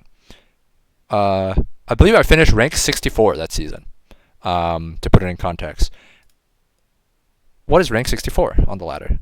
I was somewhere between 60 and 65, somewhere around there. That's over 1 KLP. And to me, that just feels bad, because like it does a very bad job of contextualizing history. 515 LP back then was a lot. It was a lot of LP. I was like very like high up in Challenger. Like I'm like a couple wins away from like top 50 Challenger. And today that's like 1 KLP. It's the equivalent of like 1 KLP. And also like when they increased Challenger slots from 200 to 300, and subsequently like also when they did, Challenger used to be 50 people. For people who don't know, they changed it from 50, and then it was at 200 for a long time, and then they increased it to 300. And it's just sad to see past ranks devalued. Like these diamond finishes I have, like these diamond finishes are the equivalent of like Masters, maybe even GM. Like some of these diamond finishes, this Challenger finish is equivalent to like 1 KLP. This GM finish is equivalent. Like there's so much LP inflation nowadays that if you had high ranks in the past, your accomplishments are just straight up devalued, and it makes me really sad. As someone who like appreciates like a lot of like history with the ladder and just like history in League in general, it's sad to see these accomplishments feel well, I guess it depends. Like I'm still proud of the finishes I had because I know how much work I put in to achieve them, but it's sad like the context of them is so ruined nowadays by the crazy amounts of LP inflation. I'm not saying that these people don't deserve to be here or whatnot. I'm also not saying I deserve to be higher based on the past. I think I'm a lot worse than when I was before. That's not what I'm trying to say. I'm just sad that like the equivalence is so different nowadays, because like 1 KLP used to mean a lot. People like the top finishers of the season sometimes were around like 1 KLP. 1 KLP was the elite club, and now it's like if you're not 1 KLP, it's like you're not even like top 100. Like it's sad to see, because to me like it was cool that like low Challenger was like 300, like mid to high Challenger was like 500, and then elite was like 1K. I just wish it was like that again. I miss those days. 1 KLP just doesn't mean what it used to, and that makes me sad. Ran over. Boomer ran over. Fizz bumps. Activate the emote. Wait for the... Interesting. That's funny. In-game quests. I'm not going to talk on all these. These are game spectator changes. Summoners your spectator delay lower. Okay. You can spectate arena and TFT. Wow, that's huge. And skins. So let's go through all of them. Mage items, I know the least about, or like I'm the least sure of anything about. There's some sweeping changes to a lot of these items. I like most of them. Don't know how they'll shake out. Fighter and Diver, once again, huge sweeping changes. For the most part, I like most of these changes. Not 100% sure how they'll shake out. Tank items, I really like these. I think there's a lot of cool contextual items.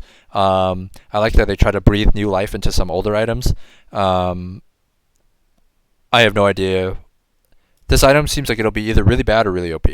That's the only one that I'm weird on. Assassin items, I think these are pretty cool. I think this Profane Hydra item is going to end up being really toxic to the game and really OP. I think Cerilda's might be really OP. I feel like they should have removed Umbral Glaive.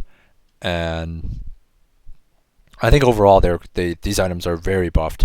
It's kind of interesting, like, if these item changes will kind of offset some of the nerfs that they're tanking to the map, with the map changes. But overall, I think I like the direction of this. I also really like this armor pen is 1 point of lethality. I think this 0.6 scaling thing was just impossible to parse. So I like the direction of these changes. I think this item is crazy, but it fulfills a niche that I don't think existed for on-hit builds before. So I think it's going to be OP, but I think it's an item that should exist in the game. I like the direction of these changes, but I think the role is getting more power when it does not deserve more power. Enchanter item changes are pretty boring overall. I think this item's cool. I think this item is not cool. I honestly could do without this item existing. I just don't like stat stick items, especially on a role like support. But I don't have like a problem with the rest of these items. I also don't really have a problem with the rest of these marksman item changes. I think these are pretty small. I think mage and fighter items, I think directionally they're kind of cool. I don't know how it'll shake out. I think directionally both these are cool. I just don't really know how they're going to shake out. Kind of feel the same with tank. I just really, I conceptually like the support ones, but I just really don't like how much power it seems like they're giving to the role. I think this rune is interesting. I think these are good changes. Hui is Hui. I think he's good. I kind of scared that he's getting buffed. These jungle changes, have to play them to see. I think conceptually they make sense. And the terrain changes, I talked about these in depth. I overall very neutral on these. I'm not convinced these are good for the game, but I do think they'll make the game more interesting. I don't know if they'll actually accomplish what I don't know if they'll accomplish Dragon being the generally preferred objective over topside objectives. I'm not sure that's something they wanted to solve. I wish that was something they wanted to solve because I think pro play is a bit prescriptive. But there's a lot going on here, so we'll have to see how they shake out. I'm very skeptical about the terrain changes. The terrain changes are probably the thing that I'm the most negative about and the most worried about, because I really do feel like once top laners and mid laners adjust to the changes, they are going to be prohibitively difficult to gank in a lot of cases. Prohibitively, like, in the sense that it'll be correct to gank them, and I already think the game is too bot-centric, especially in solo queue. Overall, interested to play on the patch, cautiously optimistic.